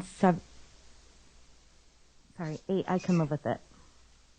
We have consensus. Okay. So Rosa, I know that you still want to speak, but I want to, Janet, would it be okay, Rosa, at this time if I go ahead and finish up with Janet adding, and Janet, do you happen to have a line number or something where they start talking about those courses? I don't. It is, Aaron made some comment earlier on. I think it's around page 65, 66, line 1388, although I don't have it exactly, but I'm just looking at it. Aaron, on comment 8, Aaron is talking about the Appendix A that has been alluded to. So that's my guess, that it is around there. Okay, Aaron, did you have more specific? I saw your hand up. So, well, I was just going to say, so yes, I think in there, in the high school section where it's talking about courses and the development of those courses, but I think that this is bigger, that this information that data science is now being accepted by colleges within California in place of Algebra 2 for a third level. I think that needs to be right up front in the beginning of this chapter in the introduction for the importance of why we develop it and the fact, because when it's talking about how that this is something that more students are going to use, and where it was talking about how Algebra 2 hasn't changed since the group of 10 or whatever, a group of 18. So I think it needs to be at the front also. Okay, so maybe in the introduction and where courses are discussed around line 1338, right, Janet? Yeah. Okay. Mention that data science, a data science course can now replace the second year algebra course per UC schools. So it's a policy announcement on Area C as of October 2020. Okay. And maybe we could just, obviously Dr. Bowler's familiar with this. So per announcement by UC schools as of October 2020. But when you pull up this actual document, so it says support the efforts of high schools to develop and implement multiple college prep mathematics course options for students.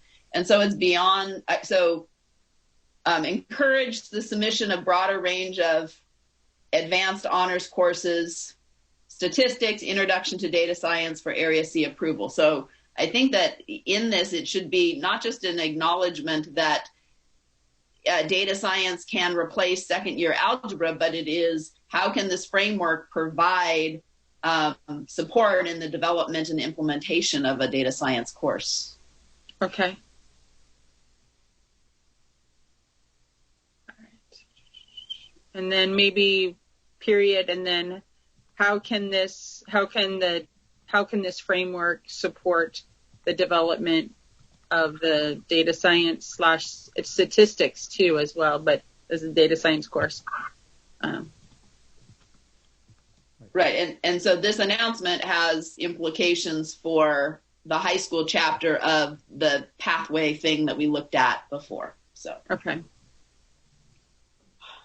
Development of the data science / statistics course. Uh-huh. For Area C approval.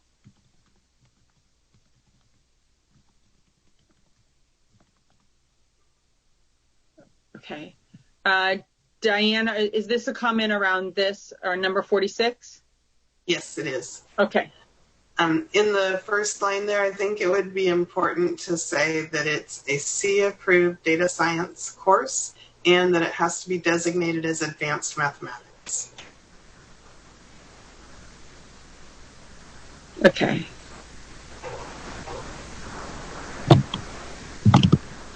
And we don't have to put it in there, but that's actually, it's not quite as new as it seems. Math 1, Math 2, and statistics, or Algebra 1 geometry and statistics, has been on the validation list for a long time.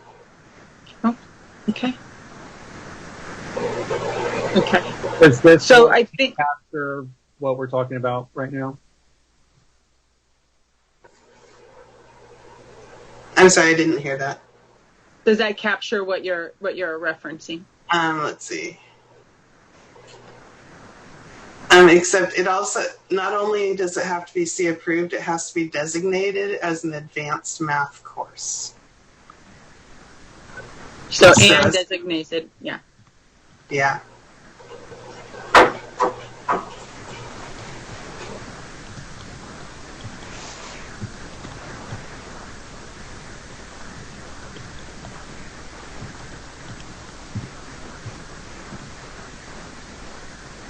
Okay. Rosa, I haven't forgotten you, so I don't want you to think I have. We're just going to hash this out, and then I'll be right straight to you. Okay. Dr. Bowler? This out, but that's okay. I don't have to comment. No, I was just going to say, this did change something, what came out this past week. I think that they designated a C course. You're right. You could always have statistics instead of Algebra 2, but maybe you had to do more to allow that to happen, whereas now the C designation takes care of it. I'm not sure. Something different happened this past week. Maybe others can clarify what it was. Maybe it's the data science edition, not the statistics, just statistics, but it's maybe the data science edition. I think in California, it's always been that even to get into a Cal State, you needed Algebra 2. That's been kind of, even though people say Algebra 1 is your ticket in, it ended up being that Algebra 2 is what the Cal States even looked at. So I think this changes that piece of the equation. Good point, Rosa. Yeah. Actually, we emailed CDE a couple of years about this because one of our counselors brought it up. And I think the difference is before they specifically said it had to be a statistics course. So I think Dr. Buller's right that what did change is they no longer said it has to be specifically statistics. It can be data science. Okay, so if we could, and if there's any other comments on this, please raise your hand. And I was going to say, I believe this has been accepted by the CSUs as well. Okay, UC / given. If you could, where it says UC, yeah, CSUs. Okay, and then I think I know the writers will make sure that this is phrased correctly. I have great faith in them. So hopefully our idea is conveyed here. So if there are any other comments on 46. Okay, so if we could go ahead and vote on 46.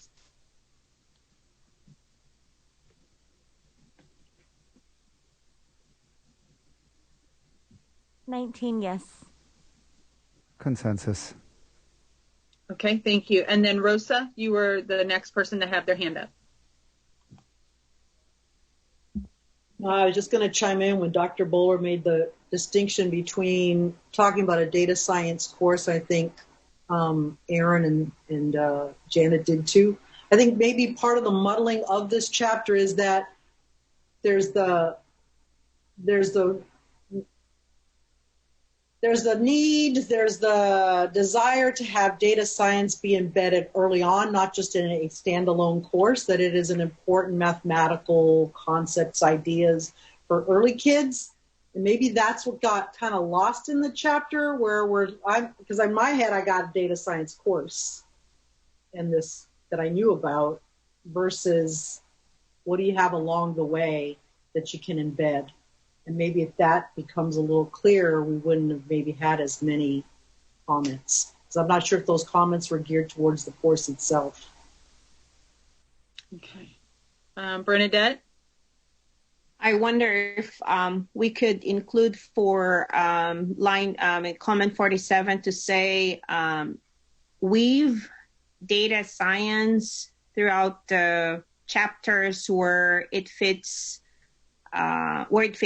So meaning to say when we have number sense, that if there are opportunities to weave data science, there are concepts of data science that we have to be mindful of that as well. Teaching for equity, high school and middle school, all of those different chapters would be nice to have it highlighted so that, again, from what you mentioned, Rosa, this is not a standalone chapter, but it's a chapter that we could proudly say highlighted all throughout. Okay, Rosa? Yeah, and I wanted to add that I've had a number of elementary teachers in my district that did this data science course in summer with Dr. Bowler, and they can really see embedding it and it helping with the number set. I mean, they really got a lot out of it, and they're, pushing it, some of it through even through the little screens that we're having to use. So there is ways to embed it throughout, so it's not just wait till you're an 11th grader. Okay, Dr. Bowler? Yeah, I did feel that was one of the things that wasn't so well understood by the letter writers. One of the things we released on our website a couple of weeks ago is the data talks, which were talked about by many of the letter writers. But we have worked to make sure that there are K3 examples with no numbers, but data visuals that kids and teachers can sit and talk about and develop that data literacy even before they able to read percentages and other more sophisticated things.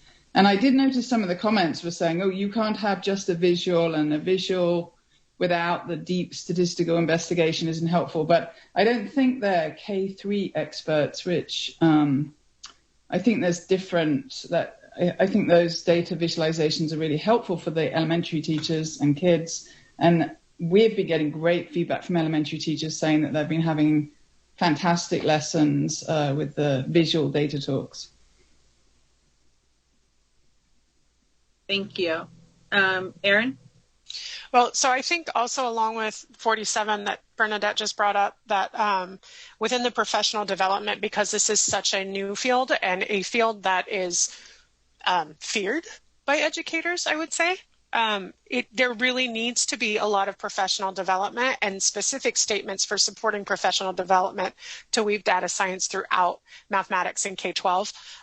And so I think that that specifically needs to be introduced not only in instructional materials, but in our professional development chapter.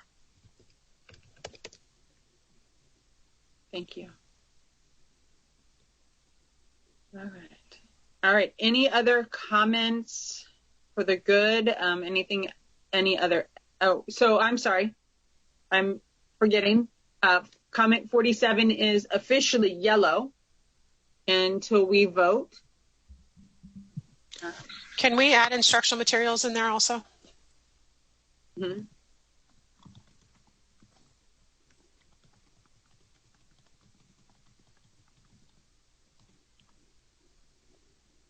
Okay. All right. Any other comments on number 47? Okay. So if we could go ahead and vote. 19, yes. Consensus. So one last, anything for the greater good?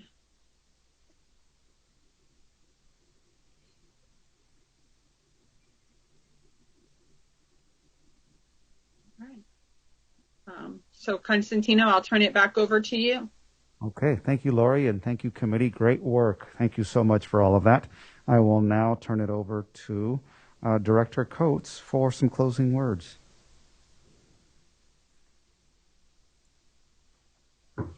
Awesome. Great job, committee. You have completed the second read for chapters 2 and 5. So looking ahead to tomorrow, we'll begin with a whole group first read of the glossary, and then we will have small group discussions for chapters 11 and 9, and then we'll also have a whole group discussion for chapter 12. So that's it for today. We hope you have a good evening and are able to get some walking and stretching in. And remember, if you have any discussions with each other between now and the morning, please make sure it's not regarding the work of the committee. Are there any questions or comments before we adjourn for the day? Okay, great. So we'll meet again tomorrow, just a few moments before 9 a.m. See you then. Thank you, everybody. Thank you.